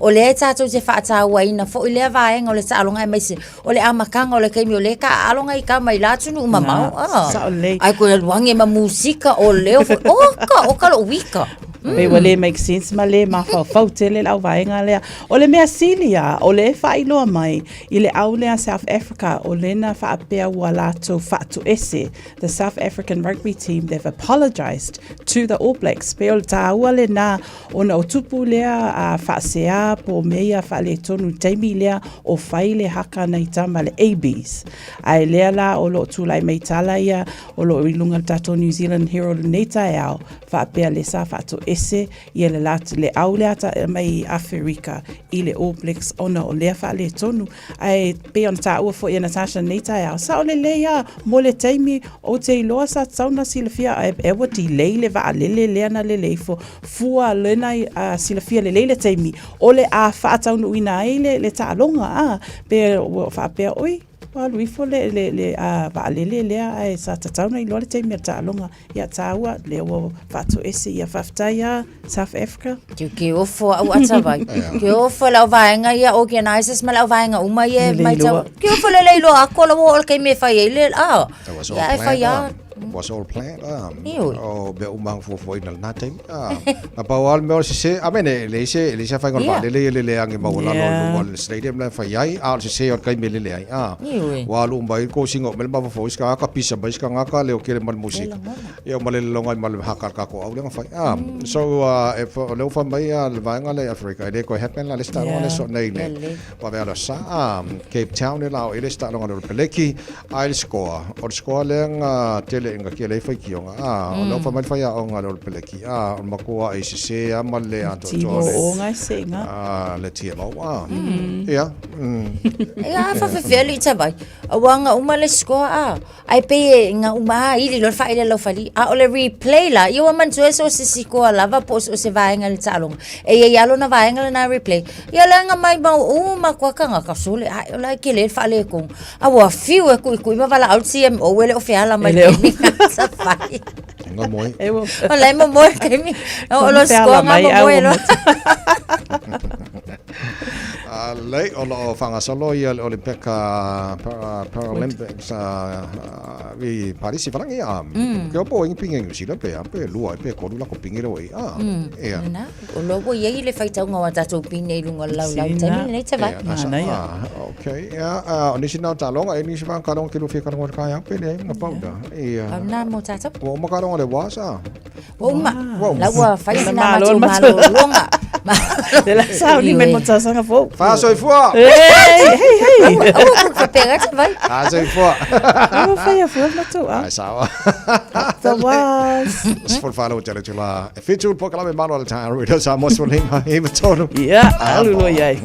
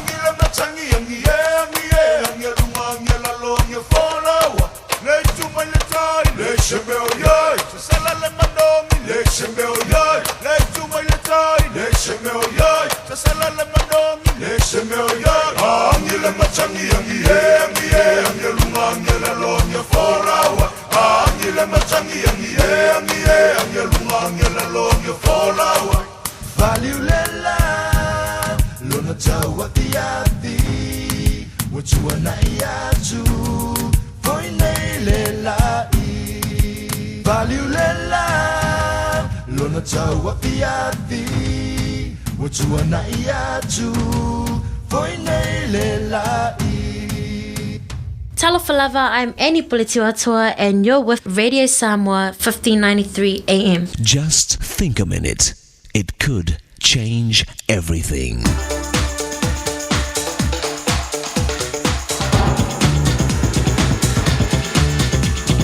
Think a minute. They say the greatest risk is not taking one. Why is it when we grow up and become adults, we stop sticking our necks out and taking chances? Yet at the end of our life, we'll probably regret the things we didn't do more than the things we did. Remember all the new things in life you learned to do that were big risks the first time you did them? Your first time to swim, your first time to ride a bicycle, your first time to drive a car. Some of the things we do all the time now seemed almost impossible before we did them the first time. The great French leader Napoleon said, "The word impossible is found only in the dictionary of fools and failures." So ask yourself, is the word impossible in the dictionary of my life? Do you say I can't more often than you say I can? Sometimes you have to go out on a limb if you want to get the best fruit. We have to learn to be comfortable with uncomfortable challenges, because we can't discover new oceans unless we've got the courage to lose sight of the shore. We've got to believe that the best jobs haven't been found yet, and the best work hasn't been done yet. But we can't have the life we want if we don't change the life we have. A successful woman said, "A bad habit never goes away by itself. It always is an undo-it-yourself project." Smart people sometimes change their minds, but fools never do. So we have to leave our comfort zone if we want to reach a new kind of success. Don't allow yourself to be buried alive in your comfort zone, like many people do. It's okay to use your comfort zone to rest in, but not to live in. So after you've recharged your energy, leave your comfort zone to move on to your next challenge. Remember, God never puts limits on your faith, so your faith should never put limits on Him. Faith is not afraid of failing. Faith is afraid of not even trying. So why not ask Jesus Christ to give you His faith and power to step out and start changing your life today? If you ask Him to take charge, He'll help you fully live your life before you leave it. Just think a minute. If you'd like a free CD of our top 40 programs, write to us on the internet at www.thinkaminute.com and catch us tomorrow at the same time when we stop and think a minute.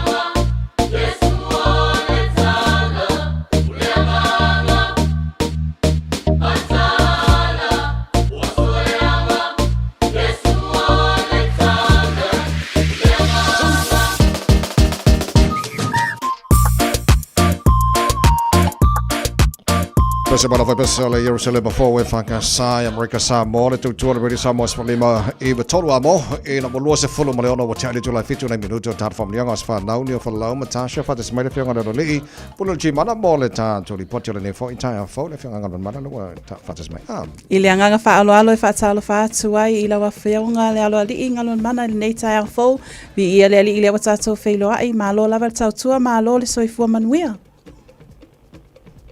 Ia, whapela I poi le whalalo, ang whaptai poi, mas whalenga tia pia, whapela I tōi tātou tim le nei Taeao, ia te orue tau sala I le ngata I lea, ia o le stunga pele o ia tawai, malo lava leusu, malo tau tua tunu, po I bi inga I le eri ilo tau tua, ilo tau soifua tau tua, mas whaisi o ola vai vai, ia le ngata I lea soifua lau leo la tunu, tātou pene nei Taeao, malo lava leusu. Alo fala manuia ya whaftai le tuelo se fo manuia se fo lau leo le tino ma se mahantu wala nei tai au ka whioro le manulu. O wa makapo anga vai atu le tumtumo tato maunga le tua ita vai wa mala mala po. Azale ya sa no yemal tato le poti family mole. Ba tai to moli fa malo le tato tim le nei tai au o ila va foi pele tato whaftai le li tato to au dia mal nei aso sa molo tu no pele o te fa feloi mo patalo fatu I le ava mal whaalalo, mai se fo ia au na tofi le tua so swata fai taulanga, pio fo ia fionga I patele, ta mai tai sa, oli felela, le ngata le tu sunga I whawhengainga, oli sea, le ngata leo, e pikopo, mal paia mal malu, tonu kale sia tai tati o lo ngā lue ai, malo lava le tautua I le tua malona fina ngalo.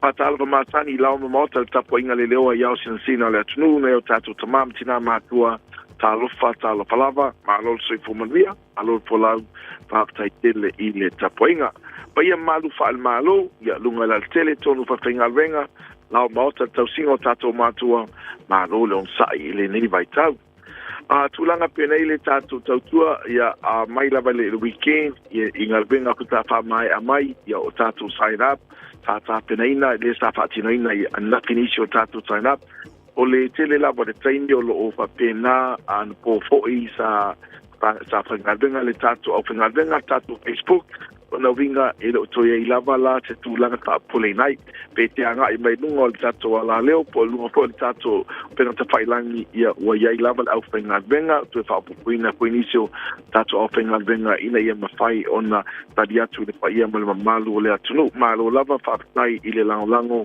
I le aulanga lau tama whanau Tato Tavale fo brand new Castle Mahindra lo pa pea tato fa pitole na pa yo yesa Tavale tuai le Mahindra le patau sanga tawai po le lima tau sanga o lo imna trade in mo sa Tavale fo pe upgrade la Tavale il Mahindra o lo yaya tato Tavale lua pe lua fa tato XUV 700 pa penale tato Scorpio le Tavale o le lima no 4 ono no 4 fitu no 4 e te moa I Tavale Scorpio pena ali tatu mahit ali tatu XUV tau lo fata winai fo tau le market o tavale po tau ngo pie mau I le tūlanga o lo iaia tau tatu tavale pata sia I ma le lima tau sanga o le warranty o tatu XUV 7 ia I tolu tau sanga I tavale o le Scorpio na vaenga uma lo fa penano mai uma lava I le tau lava lea e tasi tatu fapitua me tatu penga mea lo fa fanga solo le pena e tinkia lo iai lava tatu soswangi e tūlanga tau te leni ai ka tau o na longo la ofenga venga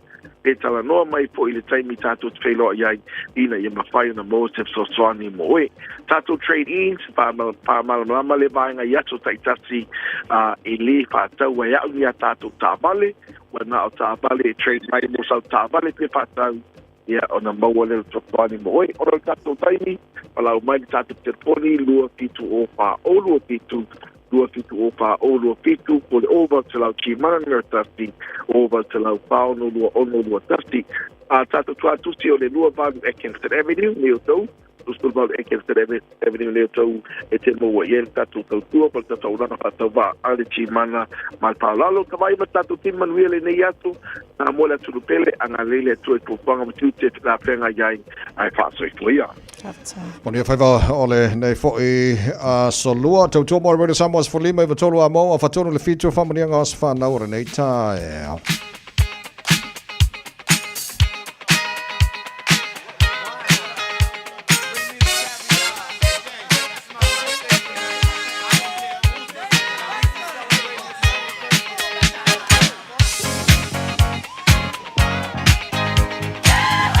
Nagos whara ola stolu neo se te mau tala telefoni pea wha pea mawhana e wala mai le tātu telefoni tolu fitu tasi lima iwa tolu tātu emaili.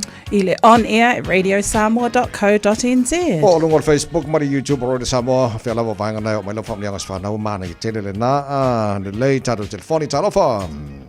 Talofa lava te vai. Alo si fua. Alo lava te vai mal te. Malo soifua. Yeah. Famole mole lava sai bole ava no se yo family asile aso fa na le se ma friend dota le mo fo ile ona ko ntire ni ai le mai sai le pray sen papa ave lo va pun matang ya la sa ne ko solo wa se fa na au mai ele se ne na lo lang puru lo ya yo se sanga ri ingole tuele fa isia Fateleina ona olana pa malo longa mai lava le asena e sana mai e o mane ya so o se ni malo si ya pa malo longa le so ya talo ma ua o parents ya e anga le tele tu pa poponi se sanga mo o se men foto pa mandia le so we see you tonight right ya pa penana e sa ile yo parents na saya mamele isa ipo yo masua ya sipe maofa olo fatu lo ankole o kire amaya lo anga fatu lo antile o apeka meyen makutawa mo oe anko kengi fo mo oe ia olo fatu ko me alo fa anga ko tema apeka mo oe kai ia akire ma uane yo conference of apun masang ia malo nena le fa aitine we'll see you tonight guys sai te lava travai male breakfast show Molo wa mano fa maniele tu sai nga zenga ne yake. Chainava. Sai soifua. La faile malo soifua. Malo la soifua ka vai no suga. Fa po lava ga fa ba ga si wa fi pele e tala esi. La so ga ko no ko saga. Ya e tala wa e makua ba sa ga ba ga. Aloha le tu e fa. Po ava ki se kele no laga wa ga rega e fa ga yai. Awa ke fa sa wa ka mai ki ole au ga no fa wa o ga pa ya o ga usu ale au ga ya le tala no fa le to ko fa po ki sa ke ni bo lo la ga ya no fa ga fa mo ga mo dia ke ko no ko ke pero e tala o ayesi e baleka ayesi iwa ayesi lagi ayesi no ga pelo sobre ayesi ayesi ki ni no kambane ke po la fa ayesi ya lo fa de to fa po la ga se ke mo o da pige ye mo guia ga re pa eu su da o ga mo guia da o ga ya so pa se fo ka vai mo guia ko Salava. E pone nei Taeao fo ma te asi malo sui fua. Ka lo po ka vai pa por ko va na Taeao. Malo sui fua ma guia. Fa ma guia ga si o ma ko kingale sa mo e tui pio. Isa mo ma yangi. Wa te kere le kua wa au dia mai le balu spulu ngi o kausaga ma ko kalo le kua ya ko fa pa ko le konya skele molo soifua a wa o ki fai con le ainga le nga ka foi le o ka le si o le nga due ai fa mo ka ko fe do ainga ngi ta vie le lo le kua ma ko aku le fai nga lo wa fa ga e ya fa ma nga e ba ku ye ka ko u ma le ngi fina ya si dalo fango makaya si mai di mal parang bol kinga ya pa mangyanga le bol kinga ya e pa kere ya kavai manguelo ko waso Tai Maria foi nei Taeao fo lucky malo soifua. Ya soifua la lei tavai ai mai se tau sala ne tato wale si fasala lau ya ole asole nei e moli atua ia lo fa nga si ma granddaughter ya China Williams na soifua mai le nei aso ya China ya famanuia le atua lo waso soifua ya e mata le atua ma ya e ava le atua ma ya faile ngā luenga le atua ya e mai se fo isi o tōlua ya tatalo le atua mo lo maitanga ya whanau mai se pepe fo ya te oe fa popo ia fai numero tato a inga o fa amnianga ia o le atu ilo tina, o maltina, o skipi, o uso, o tuangane, ia e maise, ia papa manana. Ia mou a inga umalava, ia whamanuia lama le atua, ia ti oe le afine, ia manuia lo wasu whanau, Whaftai tele lawa tawai ma tau sala nei Taeao. Whamanuia le atua i ngā ruenga, whaftai. Taita mā, Ne pore nei Taeao, an tawai talofa. Talofa. Talofa tawai ma tau sala Taeao. Malo soifua. Ia. Mai el whamanuia. E tia whamanuia, sila Samoa o sio sa mai tele ma solo so alino manua. Whawhetai dari mea oma wai whaia mo i mātou lo a inga. Whawhetai lau usila Taeao. I o ngā luenga whai whaia tong taso a inga. Mata te alofa tele mo oi. O alofa anga mai lo pani popo Rachela. Mai se fo i o lo whanau teini o Beka. Whalo i Marita. Malu san po i a Michael. Whawhetai mo le avanoa. Alo, manuia lava le aonga nei Taeao. Lelei ea, o whamrianga lopito. Ia, lo e tātou whamarianga mai lunga le apia fōlinga mai a ave fesolai. I would like to make a birthday shout out to my mum, to Alepai, Fatoanga, Suli Fale Ese, a Voa. Wa atoa luna fitus fun maltasi tausanga. Whaftai mo o tausinga o i mātou lau whanau, o alo whaanga mai lau whanau, mo grandchildren and great-grandchildren. We love you, Mum. Lunga tatou i meli, whamanuianga o le aso whanau o le tina ia tala lelei wālesi. O nei a atoa ai lona ono se fulu tolu tausanga. Whaftai le atua mo nei tausanga e tele wa e aulia. Ia toe whaopopo nisi tausanga se tele tātou te mafutai. Whaftai fo i mo mea uma o e whai e tutonu tātou a inga.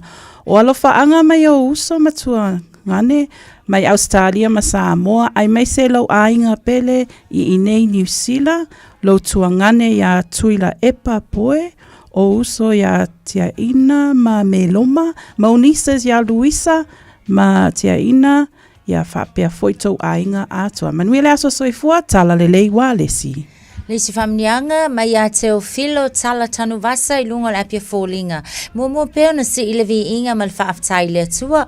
Una wana whaamanuianga le tamau o mātou a inga. Le afionga I le alii o vai pai o tia tupai sauma tule loa. Ona ua aulia mai e ia lona ono sifulu maleiva tausanga o lona soifua.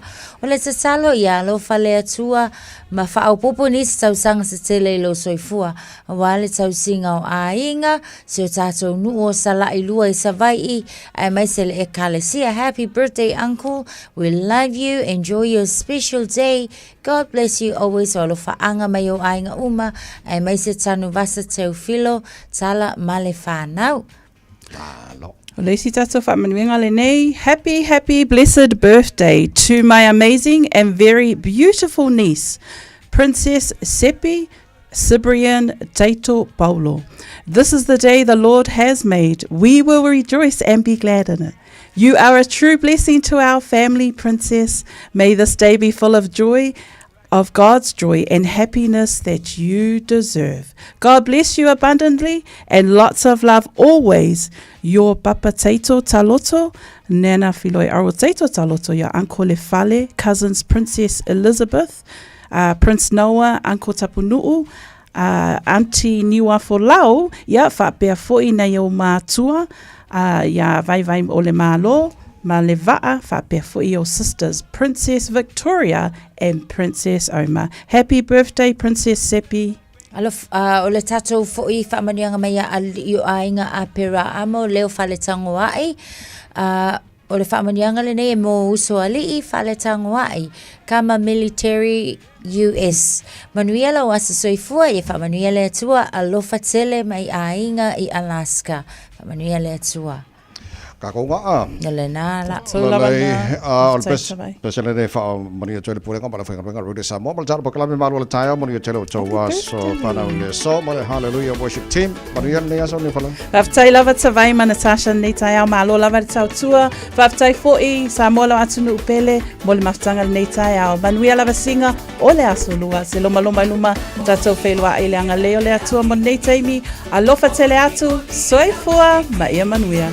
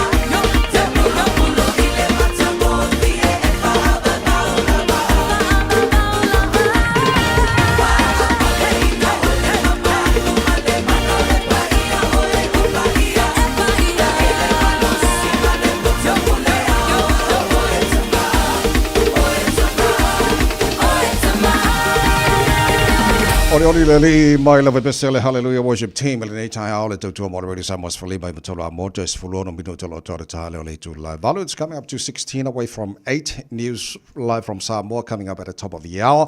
More than 8 table Taeao if you're for this mail if you're going to be star so for Manaloina New Zealand been star for you Tangata Pacifica. Honourable Minister Dr. Shane Reti is with us this morning. Welcome to the program. Kia ora, talofa lava, and good morning, Doctor. Morena, good to speak with you. How are you this morning? Very good, thank you. I'm here in Hamilton on my way to King Tuheitia's Tangi, and just want to acknowledge that passing and thank him for his work. And as we do in Māori, moi mai rā. Right, okay. It's a very sad time for all of us in New Zealand, especially the Māori community. Do you have any idea who will replace him? No, so the decision on succession will be for the council to decide. I don't have any particular insight in that. My understanding is they may have reached a decision by the conclusion of the formal tangi on Thursday, but I'm sure they'll make thoughtful progress towards that decision.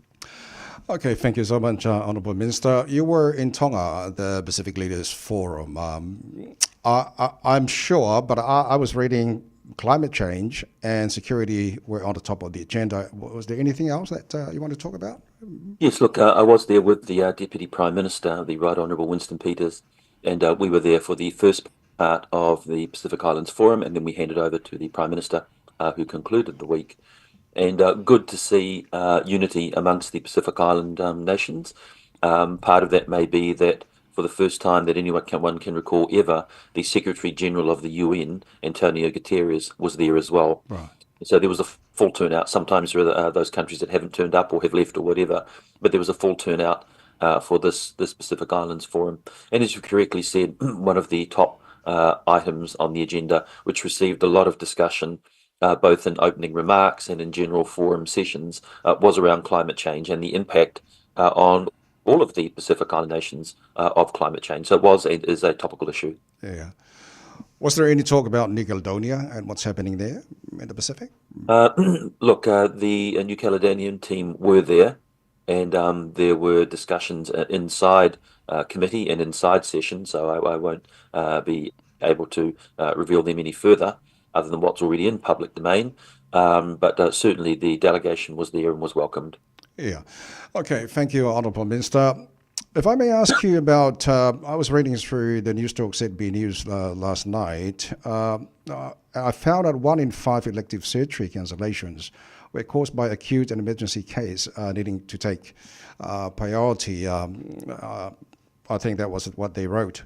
You do have a focus to reduce the planned surgeries cancellations. What's that focus, Honourable Minister? So what happens here is when, as you say, when high priority or urgent cases or acute cases, they're known, turn up at a hospital, understandably the planned care cases have to come second. And so often people can be cancelled, as you've said, maybe 20% cancellation rate.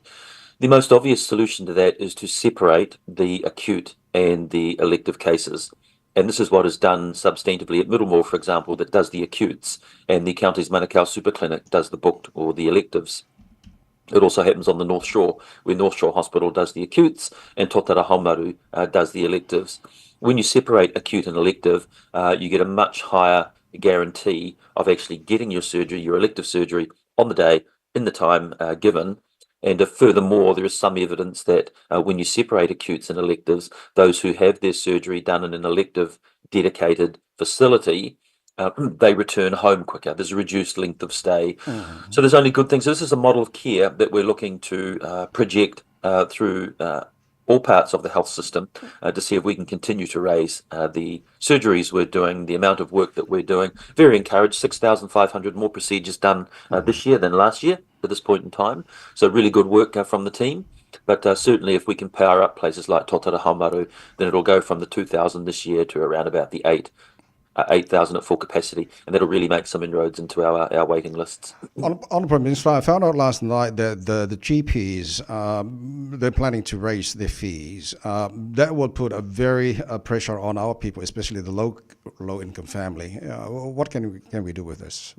So several things. First of all, there are several programs, for example, the Community Services Card program, which has substantively reduced fees. Some practices, about 25%, are very low-cost access practices, and so they have substantively reduced fees as well. But what is also true is that some of the co-pays have gone up as the cost of living has gone up as well. And so as we look to reduce the cost of living and reduce inflation, and we should add into that the tax relief, which we've also given, if we can put more money into people's pockets, and that will help remedy some of those cost increases. Okay, I found out last night that COVID-19, 1,425 new cases, 19 further deaths. Any special message from you, Honourable Minister? Thankfully, we're well past the peak. I'm seeing some of the lowest levels we've seen in the last 3 or 4 months, actually, both in wastewater and in hospitalisations. So I'm very, very pleased with that. COVID is now around us, just like flu is. Each season, we should just anticipate that COVID will be in the environment for some period of time, and we'll treat it very much like we treat flu, with the isolation measures. The other things we do when someone has respiratory infections, we'll just now treat COVID as we do with flu as well. Okay, lastly, Honourable Minister, CHOGM is coming up in October in Samoa. You will be there with the Prime Minister of New Zealand. What's your plan for? So that's unclear at the moment. Certainly the Prime Minister will be there, because we have to understand there are some accommodation challenges in Samoa. I very much enjoyed the company of Prime Minister Fiame in PIF, and indeed we flew over from Whenuapai together, and I always enjoy her company and enjoyed it again this time as well. And I did ask her, how are you looking for CHOGM? And she said, yep, we're ready to go. So I'm encouraged by that. And New Zealand's made a significant contribution to CHOGM to help our friends and loved ones in Samoa to deliver a quality conference, and I'm sure that's what will happen. Okay, before I let you go, Honourable Minister, you were in Tonga with Prime Minister Christopher Luxon. Did you have a time to watch his sidestep on the rugby field? Actually, what we did is the Deputy Prime Minister, the Right Honourable Winston Peters, and myself, we were there for the first part of CHOGM, and then as our plane took off, the Prime Minister's plane landed. So I missed this elegant kani that the Prime Minister may have done on the field. We can all decide whether it was elegant or not. Honourable Minister Dr. Shane Reddy, thank you so much for your time. Have a great day, sir. Thank you. Ole Honourable Minister, also for Maloloina, Honourable Minister for Tangata Pacifica, Honourable Dr. Shane Reddy. To Joba Radio Samoa, Sfalima, Evatolo, Ama.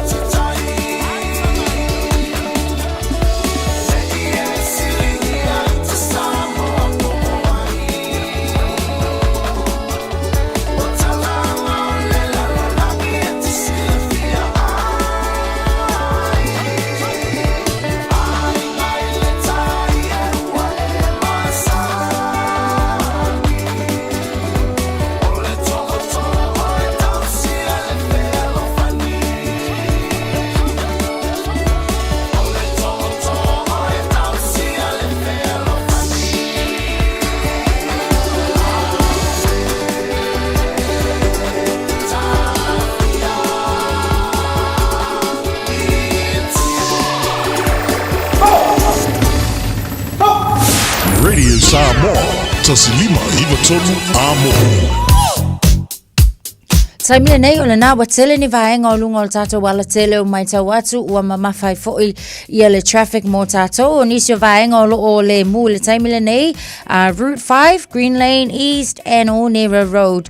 Au lunga lava fo'i o tātou State Highway, Southern Motorway, State Highway 1 northbound lo mai tau atu whaisi mamafa o le traffic i le vaenga le nā la tātou Green Lane and New Markets. E whapena fo'i i le anga i atu la talata atu Ellerslie and Pamua Highway on-ramp o lo mai tau atu fo'i o le nā wa amata ona mamafa fo'i le traffic i le taimile nei southbound o lo o solonga le lei se ia vanga nā lava fo'i le anga i mai i manu kau o lo o faisi slow i le taimile nei ai mai se le vaenga le nā latalatane i ngai Redoubt Road off-ramp ona o ngā luenga o lo o whaatinoina i lunga o le ala tele Northern Motorways State Highway 1 southbound o lo o mai tau atu i o faisi mamafa mai o le traffic le vaenga le nā Harbour Bridge ia ai mai se fo'i la le vaenga le pe on ta ua tu mua Esmond Road ia o lo o na ia se fala la tau ta vale le mautele atu fo ia le na la wakile le ala tele ai o le na o lo ia lava nei vaenga le na o slow down i le time nei northbound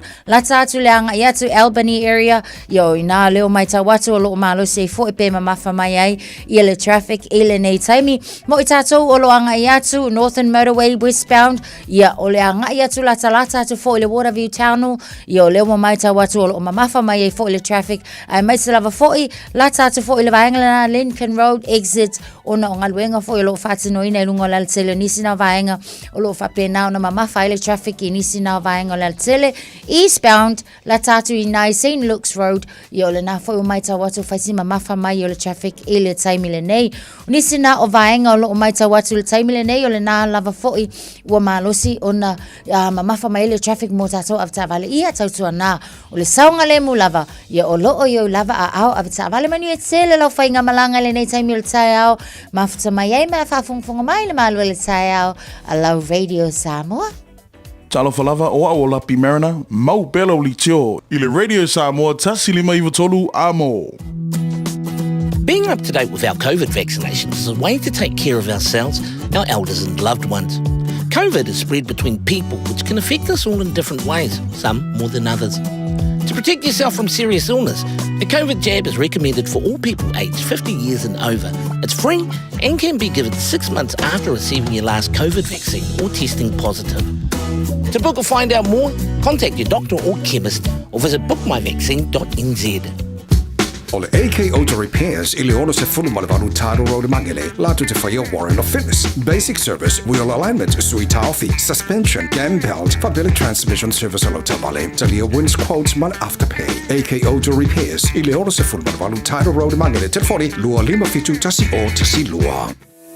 Talo fasa mo se o atinu bele. O tsala ina nei la matau fale oloa o le leata i lai Super Red i le Onovalu, Michaels Avenue, Ellerslie. Mo lo fonga tau mafa, ua maua nei le matau talo fiti i le ono tala iwa iwa le kilo, talo Samoa i le 5 tala iwa iwa le kilo, fai mata i le 2 tala 5 sene le kilo. A fio mai loa i le Onovalu, Michaels Avenue, Ellerslie. Po le telefoni mai i le olua fitu, lua 5 valu fitu, 027 777-2587. Ia le lei whamalasi mai a wharitātu whamalastino pūpū nei Taeao. Mai anō whamalastino pūpū. So mataro tala mai Samoa nei whai Taeao fau se whai. Pūpū mai.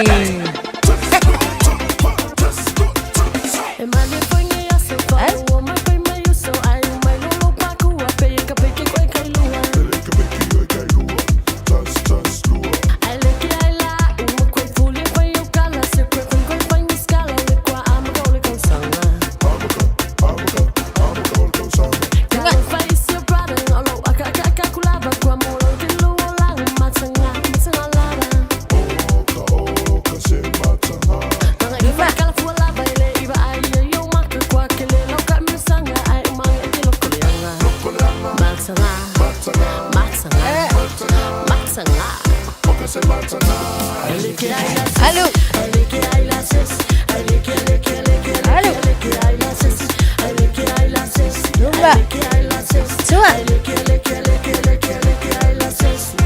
Ia leke ai se furu se kone. Io e. Ma nai ale mana malo e te tonu. Ia mana vai fafo. Mana vai tonu. Mana vai fafo. Lo.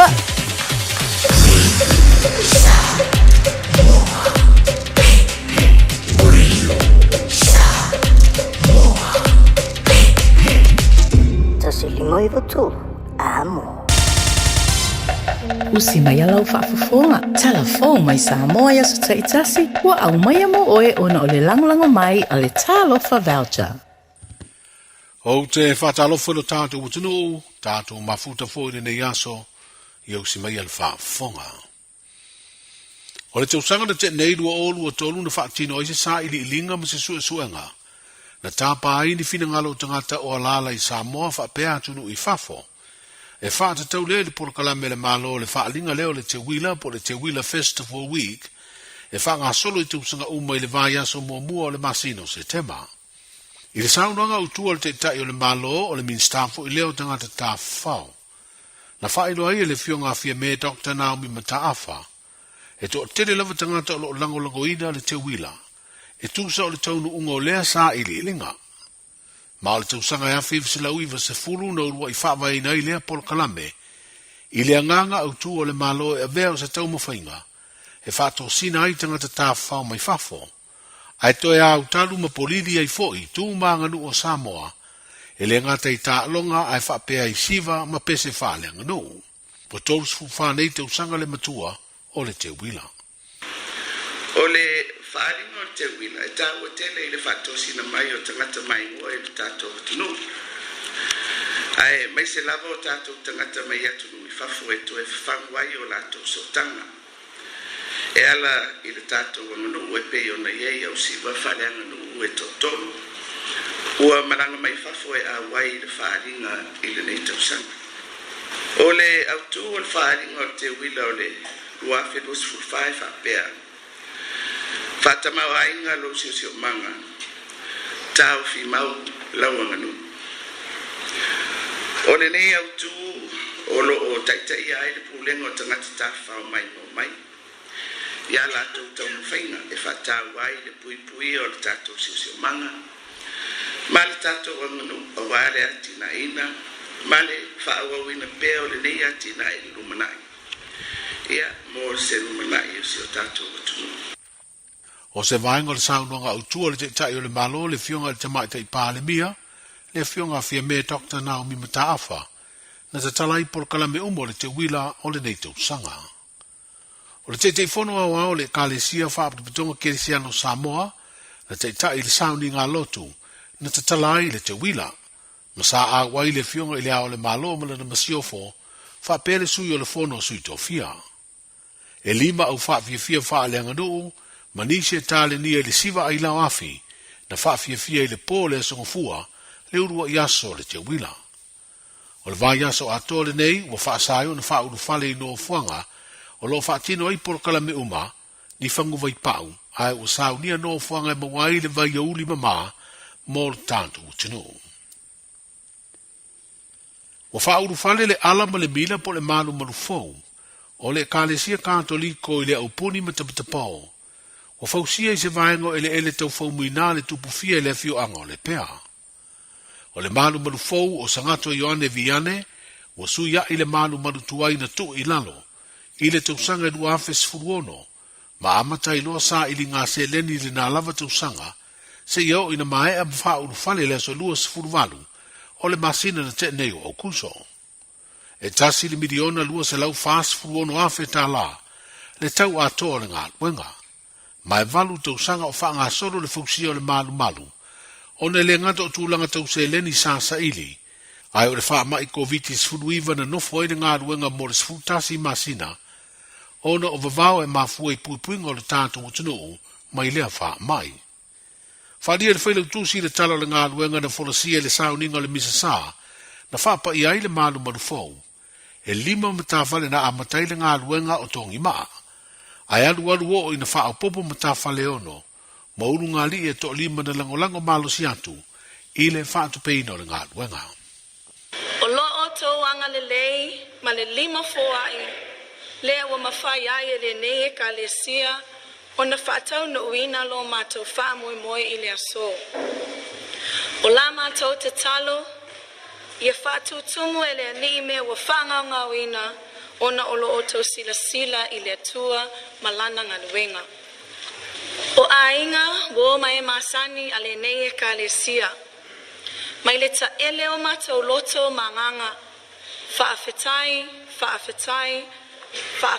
te le lava lo o tō manatu i lea lii. Whaafetai le fōai mo le nei ngaluenga, le ua tātou patipatia i lea so.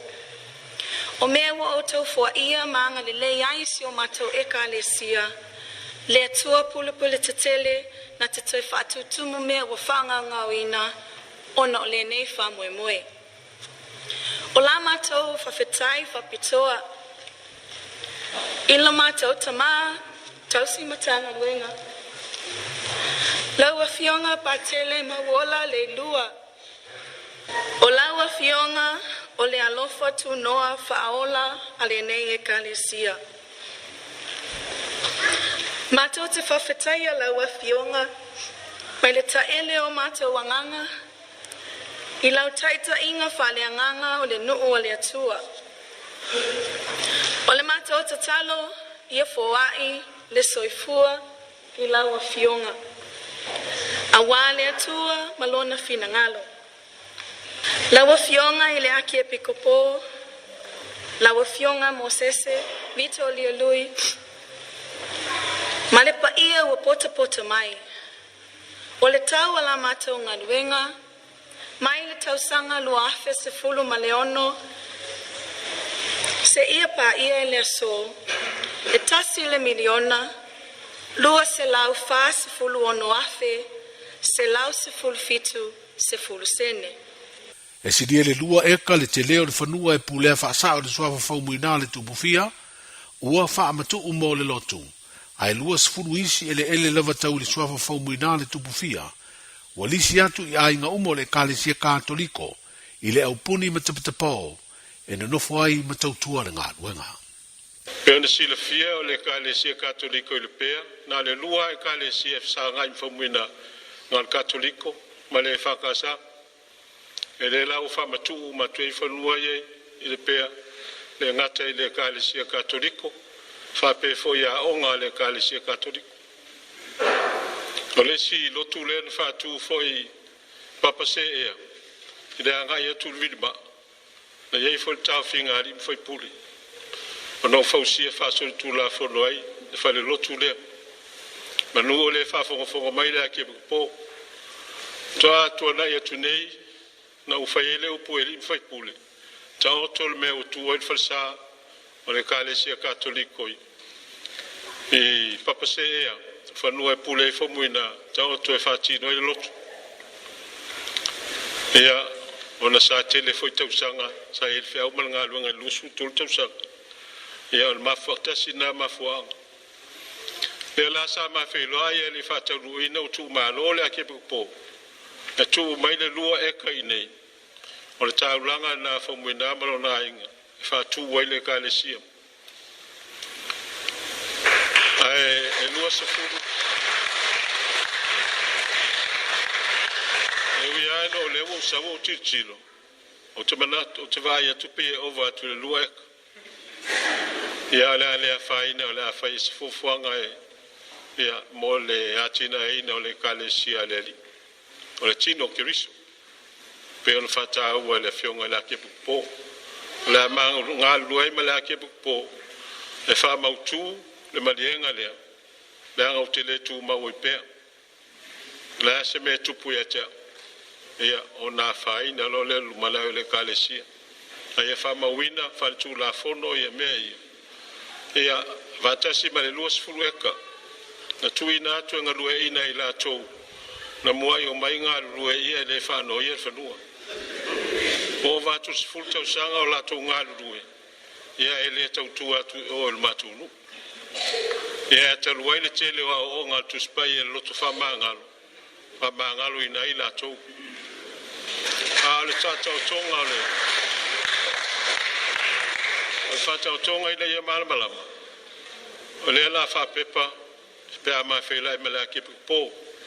le lisi wala ngai le mafai na tata watu se fanua tau Samoa pe mafai no foai tu sai ba nei tai mi mal tu la fono ala lisi tai luas ful tau sanga o ila tu lava e fa ngai o ila tu na tongia a le pule fa malu malu fanua o la ke po ina ye le ai se fi no ngai fa yen tua oi ele fa yen tua oi nei e fa nga fanua e ate ai le kalesia ai ole a sei ni ai la ke po e pule fa malu malu lo winga ole pule la ke po nga lu e tanga tai nei ole pule foi la ke po e mfael na wes ai le nga lu e pe patino e senga lu nga stasi ele katoliko o se vaenga le saunga le fionga fo muina o papo oeti o lo se e le swafo le sauninga le misasa na fa pa ia le malu malu o fa u fale e ala i fa sa longa ale ubumana TV ale kalesia katoliko i Samoa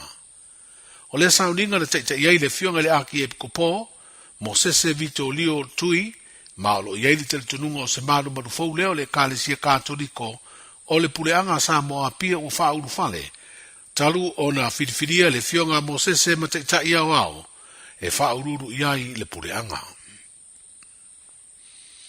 o toi te pena le vaenga le soifua maloloina lau tele le mtanga aluenga le soifua maloloina e fa savali le ngā aluenga le whaia o tui pui pui o whanau ona ua pa ma wa lalo le numela o whanau o mai a whaio lato tui pui pui mo wha mai o le misela rupela ma le mami o le porkalame le mtanga aluenga iana uala o sota inga tele vavave na whaelo ai le li fo mai le fionga tangaloa Dr. Robert Thompson le te leo se avanoe to e awhi ai Samoa le wha mai misela ona o le tūlanga wālia li mai le māua lalo le numela o whana witi e te tau na ave whaio lato tui pui pui.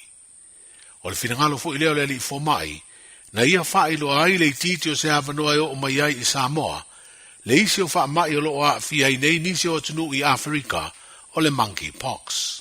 O le timi nei o lo whanga solo le ngā lava le mtanga le lo tū titi lava mai e a se sepe titi lo i risk o le mpox i Samoa ia fatusa isia tunu ia tua o ia tatu le ia so o le risk la Samoa pa fatusa na ia Australia ma New Zealand o le moderate le temini o le mafuanga ona o la wai le mpox i New Zealand ma Australia e te lea la le tūlanga i ono a fia i Samoa mai sia tunu o le Pasifika pe a fatustusa na i Afrika i le tūlanga le i temini ai a titilo foi la lota o tūlanga o tui pui i le lai titi o le pau o whaingu mela o le coverage o la whai o whanau po le por pasene o whanau o mahe a tui pui whai lava si mo lalo le misela temini o la usa sao whaafi telo atu a Asia ma Afrika o le mtuato o tele lava o la tu a Afia e tele lava no e whaintoi o female misela i Samoa tele lava no e whaintoi o female misela i Samoa e whakpena mar whamailo le taleviving wa kasi le whamai o lo e pui e whamau se whingalo le li fo mai le fionga tangaloa Dr. Robert Thompson. O le whanau ai o le soifua sanga ta whainga ruenga o whalaptonga le malo si tau e le tise, i le masina te nei o ne whapena si paka, a o ngalue le whale leo se leina e le tise ma totua. Ua vea nei ma o ngā tutonu e se suenga o whātonuina, e le pule o maliu po le corona. Ua whailua i se li poti le newspaper le Samoa Observer lea suenga, ua whaavai ni fasidia le pule o maliu, e pei o le mafuanga o le lelongo ina lea ele au nanga o le soifua malolo ina o le pule o maliu, i le malele whaatumuina o le pepa po le form, e te tau na tuina i ei whaamtelanga uma whaatatau ia fianga o le ua maliu mai le whaavelawe na tupu. Na lipo tia le whai o se suenga whaaloto i whale, a le malo sianga tau e le tise whaatatau le whaavelawe na tupu peitai, e le o iloa po ua mahe a lea suenga. O le whaatonunga mai le pule o maliu, o whaatonuina ai fo i mtanga aluenga o leo, e whaatino le lato pito la au, o le sa ilia uma leo mau e pe o ni whaamomonga tustusia.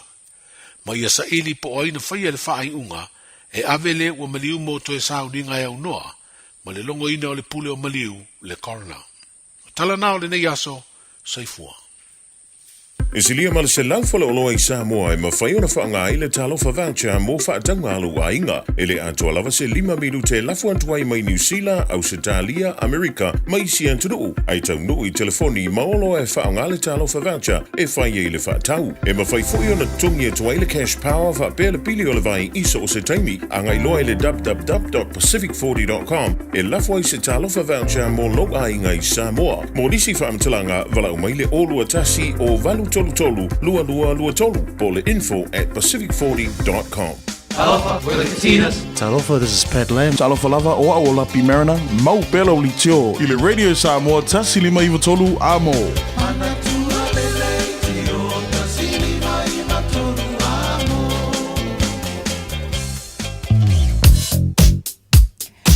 Lua ni whaalawalawe tau taawale lea I le taimile nei I lunga o le vaengale na Hobsonville Road I ina on State Highway se fulu ma le valu mo le sila fia ave taawale uma wha mole mole.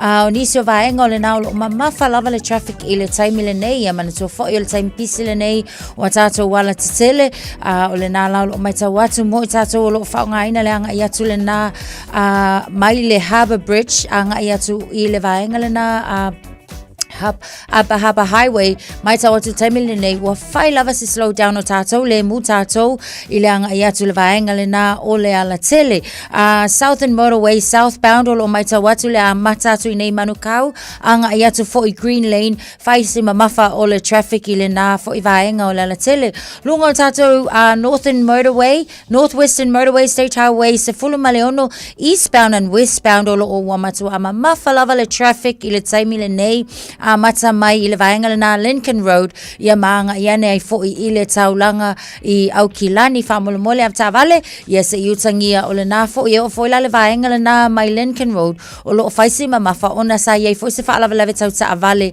e le I mamau te le atu I le vaenga na lata atu I te aratu Southwestern Motorway o lo mai tau atu le taimile nei le vaenga le anga I mai maangele anga iane I le malai vaalele vaenga le na o lo mamafa I foi le traffic e whapena fo I tātou o lo whapena na nga I atu I nei manukawa nga I atu fo I le malai vaalele na I nisi na vaenga o le fo I o lo tu lai mai o lo o iai nei vaenga nei mamafa I le traffic I le taimile nei o le Taeao nisi na o vaenga o le o iai lunga o le ala tele whapena fo I la I ai tātou o lo anga I atu le North Shore whai fo I si mamafa o le traffic le vaenga le nā la tātou anga I atu Rosedale Road ia malanga I atu le nā Consultation Drive lo mai tau atu taimile nei whai lava fo I si mamafa o le traffic mo I tātou nei le whaetule nei Saute Pakuranga Highway o mai tau atu ia o le nā foi ua a mata foi le taimile nei o na mafa le traffic whaamole mole av tāwale se I tautua nā o le taimi pisi le nei ia tautua nā le sau whaatulanga ina mtula whana umalava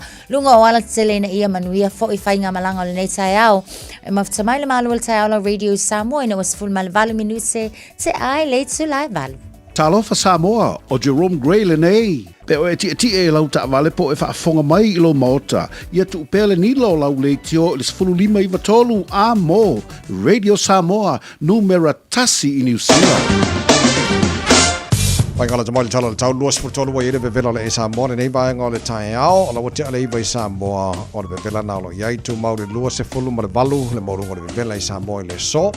Luas fulu ma le whai lona mawalalo ia o lo whangasolo pere vai aso le te wila ia peona iai Samoa le nei foi vai aso se atu le talo le tau e le na vaenga le vasa Tasmania Australia good mate vaenga le tau pokalame so se vaenga Australia ma lo la verso I forma no ia se lo koe foi maru lule lo mo Canberra tasi o il malulu e le nei taimi o le Taeao le whaasolo in Puaoa o le surumata o fie leo le la se forfito maurunga o le malulu o le ai Canberra le so tasi lona mawalalo e le vavai atu Sini Australia good morning pa angal tara poklame so svanga o Sini Australia lo whaafonga mai malo la verso forma nuia te ale ono mo tau se fulu leo yene malulu nei taimi o le Taeao o le a whaasolo in se surumata o fie le la ia matau fia rola tuele marulu se furu iwa o le maurunga na malu mo o le ea mo tau le so se furu lona mawalalo me pone malo se forma nuia iwa lo el malulu e le nei vai o le Taeao mo tau o le whaasolo na awa o le tau se furu fitu maurunga le malulu mo me pone fitu lona mawalalo Hobart le si vai ngā marulu Australia le nei taimi se furu lima le maurunga le malulu awa o le tau ia o si vai ngā umala manel mawhanawhana o le te vavai atu lua se furu maurunga le mawhanawhana Adelaide langi le lei tau mo o tau lua su tasi marunga ma fanfana i Perth, Australia. Pa uti munisio taimi susulu mātango whilala e le tela vaenga Brisbane, lua se whalimla marunga le vela mo o tau e le so, susulu mātango whia fo le lai Darwin, o kasi vela tau se whalima e lona maulunga o le tulangana o e vaenga se Australia ma le tau. Ia mo le nefo ia salua se mai talo le tau mo au kilani no whanga whasalunga ale Radio Samoa. Sifuri male wai ia le Malu ne vaenga o le Taeao, wa mai atu mane suru mai o le la, le taimi o le Taeao, o le solo ina awa le so, pa utimu inisio taimi, to mau loso tasi marunga ma fanfana mo tatou le so sifuri lona ma walalo Taeao, la solo na awa fo lang le le tau sifuri lona marunga Malu Taeao, lang le stofi, awa pa utimu ile sifuri raile, fa solo lang le mena sto na ia sa so fua, ora na va yaso o luma na yatu o fa mamonga o mai la vai tau, o tu na mai le nei taimi o le Taeao. E le tautua mo e Radio Samoa Sifalima i patoru amo e na ua lua se furu man tasira wa te ainei ia le tu la e valu ia awa ke pole pia whapena MCA taru tala me Samoa le Taeao wa leo la atu e whaasala wina mo oi pia tari tu lai se furu ma le lua le aure le so ma le fitu i le poana nei o le swaponga o taru tala me Samoa le tala valu e le Taeao a Taeao o lo pisila tunu le nei taimi o le Taeao ia mal neva yaso ia mon famna twina o le tawila vaso atoa e tawulunga la e le Samoa Patrons po le sa ringo te sala Samoa e le po le so tona e asa nei ko kere ke ia tau sala li sa idi tau sala Samoa ni ko sala na ia sule fulfa iyo fulima Watau tia le lei so o nei vaenga na o lo tupu Samoa mo tatou sao ni malanga i Samoa e nei fo yaso sao le mo fainga malanga ia mo nei fo yaso le lo fo le tua fa si vela e Samoa le mana ia fo ave vela le ele o le mana ia le malu le fiafi ma le Taeao i Samoa tala ia na tolo ma futa mai Samoa le aso ma le aso le lei so te lo la pisi fo le tino ta penanga mo le fontele e masino ke topa te loa pisi fo ia fi anga te tasi mo kwa i keu e manga ia waku ai fale olo ia lango inga aku vai o mai ba nele la umalang ia ngo aku lo le kawanga amaka kwa mala ba nele manga ia kawa ia pia ala ai manga ia fa ia la kawanga fi anga i mele ai se ta vai ka ilo fo ia i se sika wanga i la fo i tau sanga mo vai ia ile nei fo tai mi au fo i e o lo talinga malo ta vai le tu mama ina se tatu watu no ia o kaloinga waka kwa Christmas nala le lei so o tatou talana mai Samoa mo le whaafo mai le tino le nei fo i Taeao tautua mo le Samoa Sifalima i batolu a mo na ulos futolu o te ale tu lai valu si mai lo whaafonga tatou ma Samoa o le nei fo i Taeao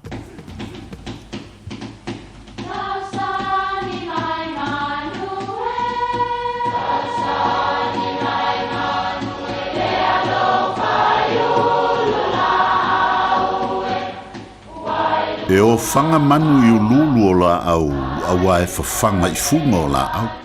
A o le tangata, e whawhanga i upu matala.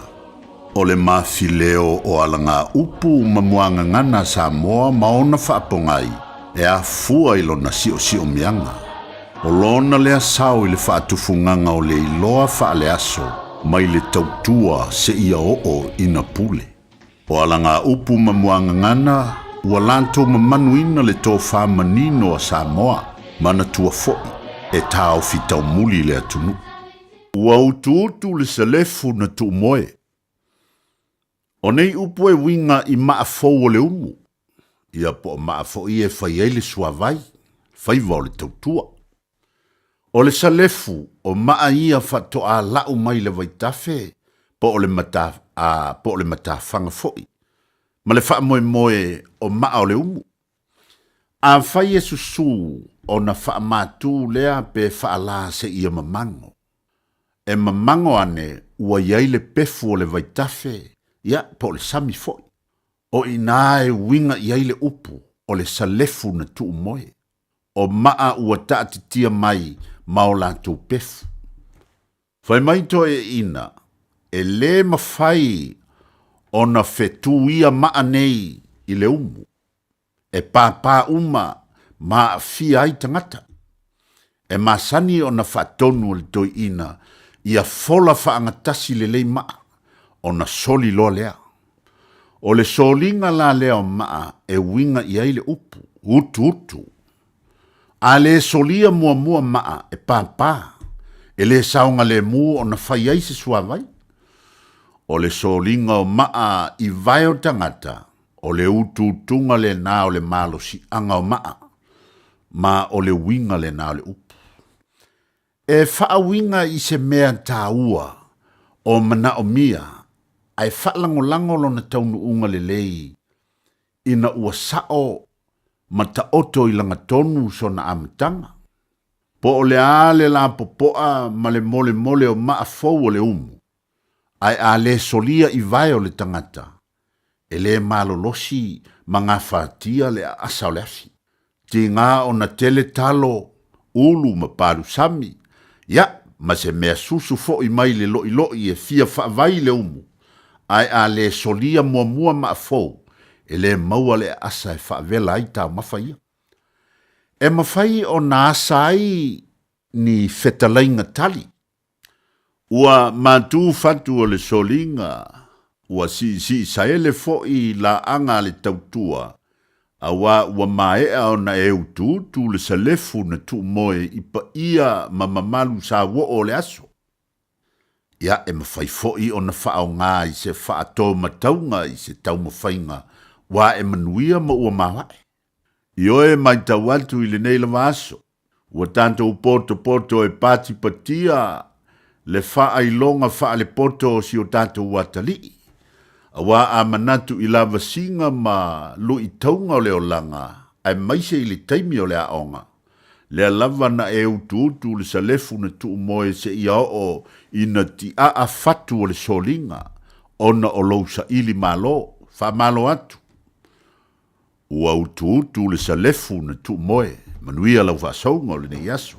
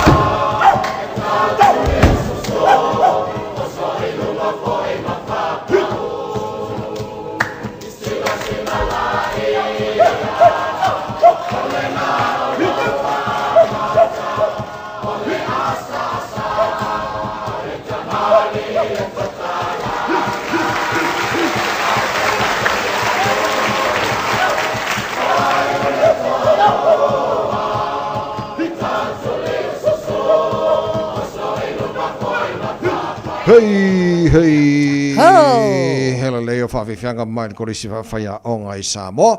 Wha mai whai tātou mau wha Samoa ni fo I tai. O le tau tō mo hoi. Hana radio Samoa spoli mai watolo a mo. Tātou wha tesi mai a se a ka wole I a Chris. E mai whai sing wha mara au mo tātou ni Taeao. Talo for Chris. Malo lava wa mai on ni Taeao. Good morning my friend. Wa mi o tō nei fu Taeao. Mi ena lo whamananga leo le tua nei fu Taeao. Ale la fa mai le maulu mo tatu ni fu Taeao fai mai fa uta o te fo wa iete oe iete o tau le puli e soli ai ngata ma akarava ma le marosi umo le fili e le ais lava se mea e le anga I tatu ai oto ai peitai awa to te ori le nei mea ia ina usi tai anga ia te oto a ia ori ona ua tusia ho o toi ngoi de lang a different amen na adela fe me la fa malo si mo chato ni fiteo fe me me fauta wa o fo wa o te fo wa i te auto le pule soli la lunga sama akara wa me malo si mole fili ele la se me ele anga i auto wo different no winge chato different le aso ni le to ni aso inga luenga fe ma tu te ma onga freno tamo tinu lo fo wa i me le to le pule te different te fa le anga ina ya bene anga fili different po ala ya ana maili different po fa fitauli different po fa ya mene anga fai merfi ali funia te tato tato idua tatere tu popolo lo fo e me te tato le pule e pingi le fili manana vai ngari different for me mai male malo si uma ole fili me ele ai lava se me ele anga i o so different no male malo si uma ole fili different isa wi i to mo fai fa le anga i tato different alo to do lo i tato le le puli different lo tato le pu te soli la lo me le anga fili different friend fa me do la i male vai ngomuli tato ma wa fa mai ai peitai awo te oli ile neimea ina usistai ina usistai anganga ya te auto ia oli ona ua tusia o ingoa i le lang different me au ne tatoa mi mita wa whaalonga ia te moni ia te tatu ia tatoa mi mita ona wa tusia tatoa ingoa i le tusia le ola different tusia tatoa ingoa le langi different ren tatu Taeao nei la jo nei asai ngaluenga ma mati te fai me au nei as tatu tatoa so I don't for a minute to put it that soli la lo me le hanga fi so I only to a different yet so I love for to mi mixta wa to see to ngoi there ile to see lo a different when you to mauna tato ni fiteo pa mane tele to mo to ka place la friend mane ya so fa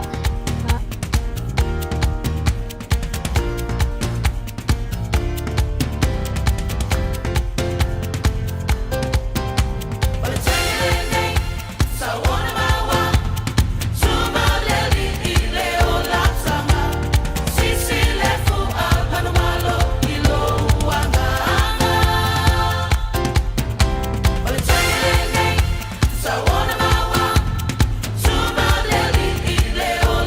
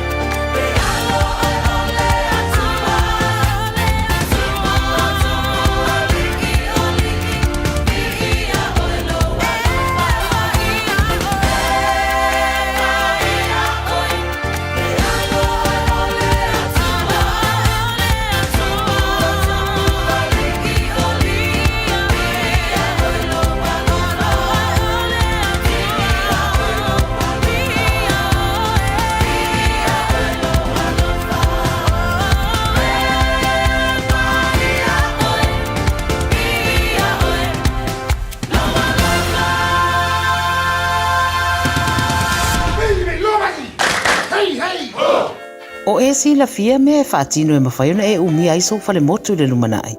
A whai fo i iso fale motu o e sila fia mawhaiona whaatino ni isi o fuafuanga e whaonga aile equity o lo fale. A wane e misiere por kalame o le malu I fale. Ia fiafi o soruru taitasi le se fulu e te aile whaa. O le a e sila fia ai au wala e mawhaiona e umia se fale motu le lumanai ma au wala e whaonga aile equity o lo fale motu e whaata waise isi o fale. Le por kalame o le malu I fale. Ia fiafi o soruru wa yaso taitasi se fulu e te aile whaa. Talofa wa o salmasinga fale lua tim toilolo o le loia Samoa. Fapitoa la o nanga I mta uputau immigration pepa malanga tangata overstayers so stoinga visa. Hapena foi le taxation por tu la fono tau la fonga. M5 foi on o tau avena mta upu fal tu la fono I Samoa. Famal mole vidi mai numera o iva luo nono o tasi luo luo. O iva luo nono o tasi luo luo. Faftai. Talofa Samoa.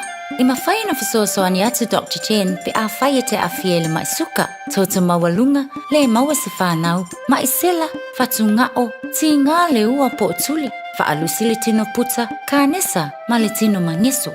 Maua fo'i le kulimi fulunifo mō nifo ti ngā. Ma toi whaafilesi ai lau mānawa. Tele nisi o loa e whasoasoani I lo soifua maloloina. A whioane loa e ai Dr. Chen I le tuatusi lua ono Great South Road Orahuhu. Telefoni lua fitu ono tolu tolu fitu fitu extension numero lua.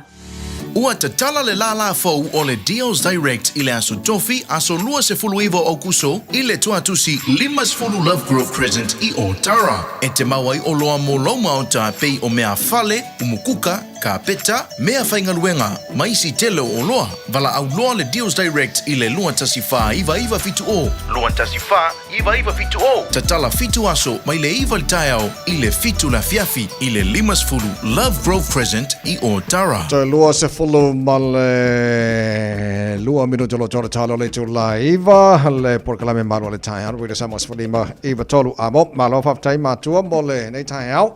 O le io a fai ngai le io come kina o ngai kai o kai ya o ko e ser ko fa ka mala ke sori ya le wana ora ka mi o ka e come ki ko fa le al ma ngai ke le mol va ver kai ha o e come kina o o ne msio le song or kai ha ya le da se me le ke le na mo tanto sa o le ta vai ya tara noa ngai whaia o ngā alo te papai e tuile fontanga na whaia tu Ministerial Educational Institute ala nafi la songa fua e pei ai papai atu e even though lena ilmai ngā tupena mai le mālo mo le whātau sanga lo manai but looks like ila whai tau atu iai e ile mai ngai ono ba e se whale tonu I tu lango whaia onga whapena fo I turn up o te moiti lea onga ia wa la walo sit fia mai ngalea o le whaia onga tasha Io e te vai pe lava fo sila fia le nei vai taimi I le whale tonu lo iai lava fo ia o ngā nei whanau nisi o taimi ia wa au mai ia ni li poti o le whale tonu o whai unga o tau mawhai ngā tamaiti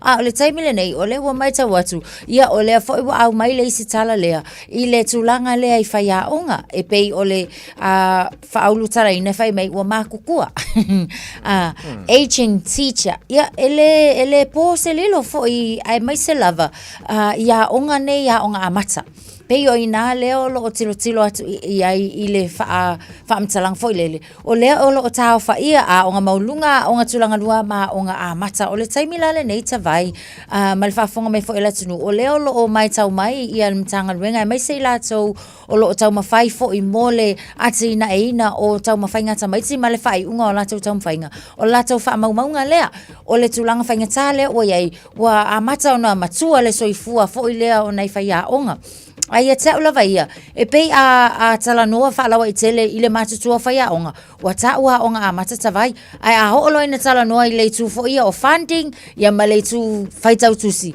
ia ona tanga I lava lea anga ia onga tulanga lua whaasolo atu lava fo ia onga maulunga ia tau tawai e le ma whai ona fo ia le whaafita le nei pe a le whaasao le lei ia ona whaavai le lei mana tua la po le arka mwhai il whai a onga lai o le primary school le unga ka mai kiki whaitau tusi mauna I le o oina tamaitisi a le whaatawa ina onga amata le whaavai o le o langa onga o tamaitisi e whainga tā lava mana tua fo I onga amata le taimile nei e le compulsory fo I lea A whaapea le mga alom koe, awalang kamala o ngā mata e whakātu I tonu primary school, ke le misi, ata vai. O funding foi, e tele lava foi, ina oia o ngā mata, I funding mo le tutongi o whaia o ngā. Pei lava foi o whaia o ngā primary schools, ia ma whaia o ngā maulunga. Au tūlanga nā iei, e le ma whai lava, o na sao, ia pe a le sao, le whaavai ina o le tūtawa o ngā maleolanga o ngā tamaiti. Yeah, okay. Wa o te loa la wa tatu tala no le sintai au whaafitauri le ua kula e mai o kusi ka maiki o le whaikau kusi ka maiki o te le rope mafua but looks like I lau whanongongo e mafua mai la I walango le o ino le tamaititi e amaka koe lalo I au ngā mata e aloa kula le primary e alawa wa te le se mai ngā o ino le no langa fole e amata ia le e la vanga le primary school mo ne whanau ka no whai Ar me o maku o whaiao ngā pēa. O le tele le nata vai. Ia. Ke lo ngai whaiao. Le a whaiao. Okay. E te matua whai langa o nisi wa lewa na tautua le ngā ruenga. O le matua la lātou se fua o te le fwoi nao experience o lo whaasoa pēr nei whanau. E a wala ki kilo le vaenga le o I le matua o se fua. Ai ti tilo anga I le sosia o le hata mai. O le e lātou ia o I nei whanau o le mesini ngā kau. A tangtanga I tawai I tonua o ngā amata. Sea I se whai aong kalavou fwoi le peo hao. Se vanga luke kalavou taimi nei le whaamalosi. Ai o le tele le nata vai na e sau noa. Mana tua, o le whaawhaile le inga o ka maiki ngei inga ia tuu I totonua o ngā mawhaata pena mo le formal education ne amaka I le primary school. Lea lai e le so sia malta mau a inga o nai tina matutua. O le makoi koa kela o la tau wafu le tautua ma le soifua. A o le ngā lulu e maalosi I le tau mawhainga e ati na e na ialo mana I whana witi nei. Nga ia whaasaungi whaakapenga mo le a onga le langa ia ke tulanga lu. Ai sawa so whaia o uma o tō whaafonga mai ma lo lava ma lo o tō se fua foi na foi ia wale o ina nei whanau lo manu o tō whaiva nei aso tō tō mo le radio Samoa swalima Eva tolu amo tātou li poti whai umarunga na walo nei foi Taeao O lunga wala te tele le taimile nei o le nau mai tau atu ua mamafa lava traffics I lunga lao tatou motorways le nei Southern Motorway, Northern Motorway and Northwestern Motorway vaenga ia o ala te tele o le nau o matua mamafa I lava le traffic whapena foi la on Great South Road I le vaenga lea manukau ma ota huhu whapena foi papatoe nisi o vaenga o lo o mai tau atu o le nau o toa mamafa I lava foi ia le traffic I le taimile nei ia ma slow down. Nisi fo yo vaenga o lo tau mai tau watu ia I le vaenga le na Dominion Road, whapena fo I Mount Eden Road and Tamaki Drive. Nisi ia o awala ma vaenga o la tele o lo mai tau watu. Ma mawhai lava le traffic mo tātou, whaamole amta vale ia se iu tangia e mana. Ia lava le tā pena ma mao whainga malanga ina ia awa fo ina I paulia tātou le vaenga le na pēao o ina te iwanga ia tu o le na ua pisi ia ma iaini nei whaalavelave tutupu whaafo se I Taeao manu ia tele lava langa ia to le mamalo le atinu le nei taimi o le Taeao whainga malanga ina ia sao mauli fo I le whainga malanga le nei Taeao taimi watu la I mai watu e sifulu ma leone minute na tale le tu la Eva Radio Samoa Time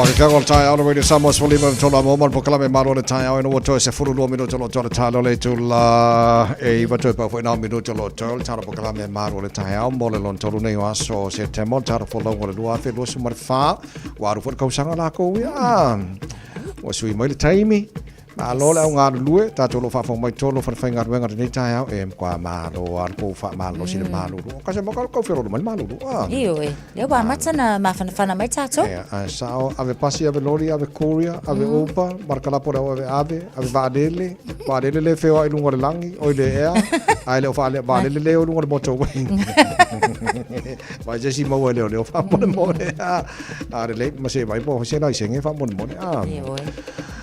banga le singi ai le minsta on le se fo maro ina ni se le sa no le Taeao le taina le val o maua li poti ana po wa fo le socio fo mai si ia la ko fis o te le fa fo mbele tunu nei Taeao o ke lor kai mi muli le ngata nei la wa le vai fo mai o fiku se fulu e so le vai fo mai ka kai mi so le ai fa pena la ko kala ngo fo e fo mai nge ko ka si lunga la ko fis ala ngo vinga fo ringa mai ona ma fakia ya ta to wa le mena le sile nei le miska kwa ma fakia ka ko nge low income families fo le se ba ngai la milong ya la le po le la ko ye me se tu langa le ma ye ki fo ata vai wa o le ma na ye fo le ma le tu langa ma fatia ta to o le o tau fa so se le no ta to the cost of living o tau ta tele ai a kupu mai la tātou ma afia tātou ngase ngase o tino ia mesena yo tātou matua e fa kuku ngakala yo vai fo mai o ngo resku pe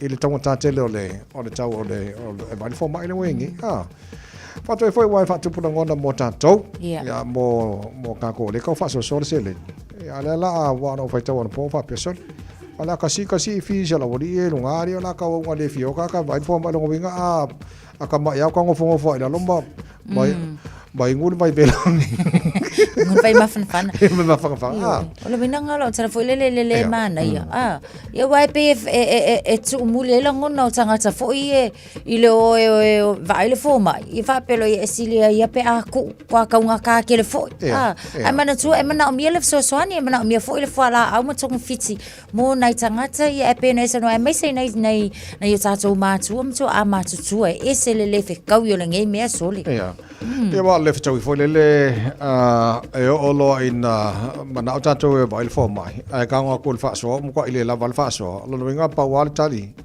ia pulo wangelo ia mai ngora vai bela fai lo kakalo ia ko la ngala e to tu liang ma kakalo ngalo fa tu wala se kupe ko ngel fo mai o fa pe so le se ko le fika ke le ko nga me ari ja, ole na so nol para le Ministerial Taeao. Olo ia ina isip so sani foi le ka subsidize le tau fo mai foi le ia ka ilo e pengi so ka ko e fai na access ie so sani. Ala ma sang ia pa langi la ko la ko lo fai ngoi ba ma. Yo e fe lo la so ia la ko gold cards foi na e ma fai la ma wana so sani fa pena. Au ka ko la ia tanga tala tele le ai la se me fa pena.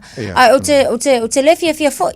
Talu ona na foi na o fai tau e foi nisi foi o fasea masa ia le mamalo la tunu ile fale i se tasi foi o fale mai foi le fai tu malo pela i o tara ka le ngole kai o ta vai ua makua u mile kiu ai le fa pena o tangata foi a tala voma le ka ke va vai tu ia yo nai tamati na matutua nofo e fa kalikali le kai me ka kalai a fa pela fa tu ata tala le valu le fa tu a fo mai nei a o le wa le vanga lainga le mamalo le tunu fo ile ongo le Taeao i fa fo i fa tali o se tulanga la ngona ile fa no ai ese fo langa ku ko kongu matala le valu e fa ko a maua le fo mai le isi tangata wa ke ale tasi le wa uli ia a vave o le se fulu lua o le fangtana o le wa yai si ilava ilunga kau ma le kai me o ko vai fo mai ai le o kukusa ma paleng le tali mai fo ile le na wat fo i man sulfa ia la tunu ale le o le presidente lo fa trade por kala Malu le Taeao ia joe mai lo le on fa to fa fo le Malu le Taeao mo o mo le so lua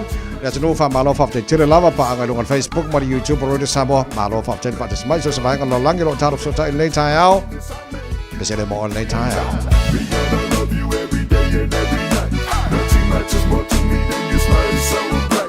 My music for Ali, girl, you make me complete. When it happens to my witness, I make you right. Oh, Machina.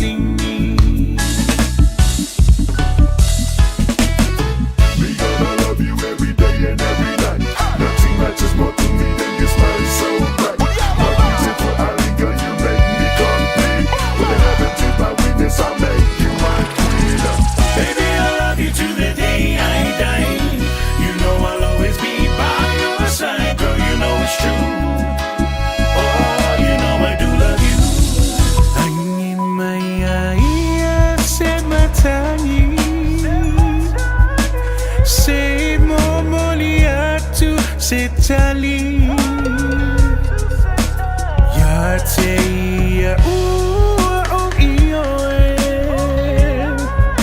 Fia whaata si pe moe Ilo unea nganga Fia maua pese mafutanga Anale ailo alofa Semanu o te leola Ilo unea nganga Fia maua pese mafutanga Anale ailo alofa Semanu o te leola Baby, I love you to the day I die You know I'll always be by your side Girl, you know it's true Oh, you know I do love you Baby, I love you to the Ya lena Samoa malau whafonga nei Taeao ia mai la ia lo ao Patula ma to limo tatou whato whamo nei fo i Taeao fau Fifia mai show tia whala tusti tia lea so mai e whawau tu tuana really Samoa mo oi pe mai antaru telefou leo te pena mai Miriama ili nei fo i Taeao fau mo nei teimi wili tabi tano sau si wha kako mamako whako ni Taeao Arodo su tasha nei aso O lava fo te baile on sa ile nei Taeao Samoa manu e tele nei aso tatu te feilo ai fo isa so mo le lofa malanga le le tua tofa yeso ifua Ase fo yo Whai ngō whia fo ia na tāna Mea e malama i le ngangana Si wawha atatau i winga o upu Whaali fo i o lauanga nu E mata ngō whia i le mai moa Tanga o le siwa wha a Samoa Le tau sala Samoa Sau noa Ai ua sila loa Le au mai moa Maatau pati le au ai uli Tata piti le songa i miti Tiu susu fao i lo manama Asi vai lo patua le tau sala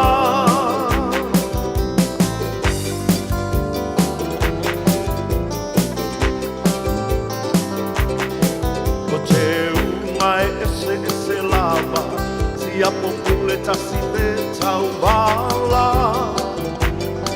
Awane i ngalo o lau tuinga Ma le upui lo tino ia i ila Tosi uli o ala fau Le tau vaino no le lei ia mau Le ni fo o tima le kiki fulu moa Sauni e mo e loa Le tau sala Samoa Ua sau noa Ai ua sila loa Le au mai moa Maatau pati le au ai ui Tata fiti le songa i miti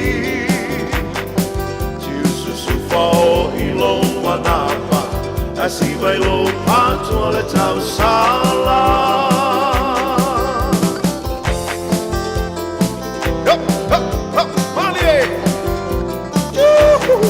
Sima mai Yo, halo Isa Yo, ho O te ungai ese lava Si a popule tasi pe tau bala Awane i ngalo o lau tuinga Ma le ui lo tino ia i ila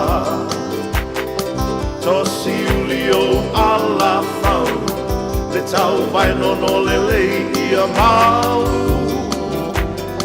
E ni fo o tima le kiki fulu moa Sauni e mo e loa Le tau sala Samoa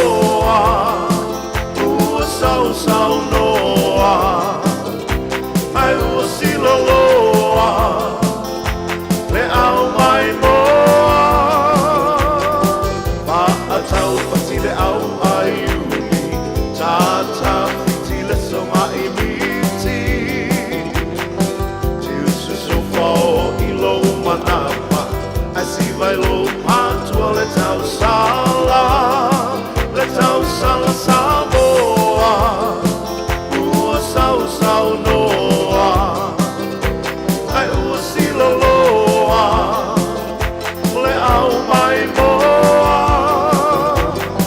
Makatau pati le au mai uni ta ta pati le songa i miti Tiususu fo i lo manama Asi vai lo patua le tau sala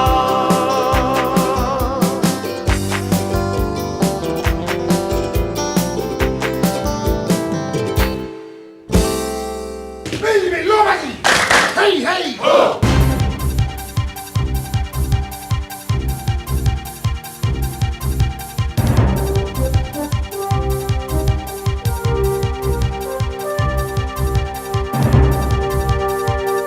Tala falava malo le soifua usi mai ala whaafonga I talafo wale radio Samoa I le nei Taeao. Ua whairoere Pandemia New Zealand o Christopher Luxon o New Zealand ma Malaysia wa tutu whaatasi le wala watu mo le tau fia lo o spa inga I Gaza e ui e iei vaenga o lo SSA finangalo e whaatatau le Hamas. O lo iei Luxon I lana malanga siasi I Malaysia I le teminei whaatasei malana au malanga whaapisinisi I le whaamoemoe una ia turanga whaapisinisi I le vāo atunu ue lua I te tono leisi ono tausanga. O whairoe di poti ma le televisitasi o lo iei le nau ta ingo le di Pandemia ma le Pandemia fo I o Malaysia o Anwar Ibrahim e ngā rurue whaatas fo I e tadi atu I mata upu tau solitu la fono ma whainga whaatupu whaala me lave. Na sauno fo le teitai o Malaysia I le lava li poti sa whaatala no ina le la fono tanga le mata upu e whaatatau I le South China Sea le uspa ia Rusia o Ukraine ma le mata upu e whaatatau I a Gaza. Wa mai ona tura I whamsinonga le li ile watu o ia le whasiotia o si tametiti e walu tausanga pe ona ripoti atu ana rafi mai le whaetu o Hamilton. O tangata e to toru na ave natu le wharamai au fiai ma le walu tausanga lea ti ngā ina ona manuanga ma maliwa I lava muni ane. O le tolu sa fulufitu tausanga lea na po e ina leo leo mai lea no fuanga na tula I le whamsinonga I le astona rafi ma ua ripoti le One News le whaalongo ina o le whetangisi ma le whaeloa le fia o nisi na awai le potu whaamasino I le taimina tura iei le tangata I le whaamasinonga. Tau fia le whaeloa ina re ngoa mai le iei sana tali I morianga o le whasio te tangata ua whaia iei ma o toi whaaturanga le aso spulfitu le masina nei lava toi tura iei le whaamasinonga mawalunga I Hamilton. O li patia le teo whawamalo New Zealand I le so le ngārurue ai o le ausu e su e mara company le Air New Zealand e whaamau tūpe ai sea na wa ai ai alo yafi ma le asu o aluane mai se waalele na tūla wele ele I le malai waalele Wellingtone I le asu sana tenei. Pa me whaasa furu le pasese na nga iane lunga le runway ina ua tūla wele ele le wa ai Wellingtone wa ana malanga mai kala estete. Ta ua sa whailoa le pailata le tūlanga o le whainga malanga ma tūla wele ele saunga le muai a o loo wheta ua ina o se whaale e tonu I le afi o le waalele. Sauno Irene King was the aviation commentator o pailate ua mai ona whaiato le ninga I tūlanga whapea ma o waalele e ta ilua afi ai ma whai ona lele le afi e tasi a o le whisiri pe ai sea ua tupu ai le tūlanga. O le ausu e su e mai le Transport Accident Investigation Commission ma le ausu e su e le e New Zealand lava ia o lo ngālu lue le whaamautuina o le tūlanga le nei ma o lo fia ilua fo I le tuatele le mafu anga o ia whale tonu. Wa lapata I mai le vaa I tau e ono toe wa aia fo I maa fia au kilani ma Hamilton I le Taeao nei I le mamafo le puao. E sidia ma le lima whai ngā malanga na whaale au ngaina I le asonanafi I le malai wa lele au kilani ona o le mamafo le puao na fia I le aitele. O le vaa I tau o Fu Long Lu na ia whaeloi le Herald e amatatu le wawea ana le la pe ama le 30% le awa noa e ono toe a fia I foi le malai wa lele whawamalo au kilani le puao e mei se foi le malai wa lele Hamilton. I le sira mamao le vaa ai tau anga I atu le wha unga le vaiaso whautua nai le atunu ia whao ngā te tau teimi e langi le re iai tau I aso le vaiaso nei ono o loo mai tau ina foi e ono to iai savili ma timunga I le wha unga le vaiaso. Ma le tala muli o le tōtino e whea ngai ma le whaafueina o laka pi Afrika I saute, o whaia sa lātou whaamtalanga e winga I le tūlanga, sa tūla I mai le temina whaia I le haka, a le All Blacks I le lata alonga taluai ma le Springboks. O le ofisa sili o le South African Rugby, Rian Opperhauser, sa ia whatu ese tūlanga sa tūla i mai le malae, sa whaalawengia i le whai o le haka a le All Blacks i le taalonga i Ellis Park. Pa mai le ofisa sili wa mai ona whatu ese whaapsanga i male au, ma o tusi mai fo i le New Zealand Rugby Football Union, whaelo mai le langona lava lea tasi i le tūlanga sa tūla i mai i le taina no se musika, a mai se o le waalele nanga ia nei lunga tonu le stadium i le teimi lea o whaatino le haka. Whai mai le ofisa sili o le sese o le tangata ai le o se mea na fuafuaina. Sa anua le ofisa sili e pele ia i la tau tū ma masani o le taalonga, ma le awha mautinoa e le to e tūla i mai se tūlanga whapea. O whaeroa i le Radio New Zealand se whaamtalanga le whaia o ngalangolango o le All Blacks o Jason Ryan e whapea o tariaina le au lea whato e senga. O le isi whitauinga e se so oai le All Blacks ma le Springboks o le asa sao momua i le DHL Stadium i Cape Town. Tala nā le Radio Samoa i le nei Taeao manuia ngā nuenga o whenga iai. Radio Samoa. Taslima e watolu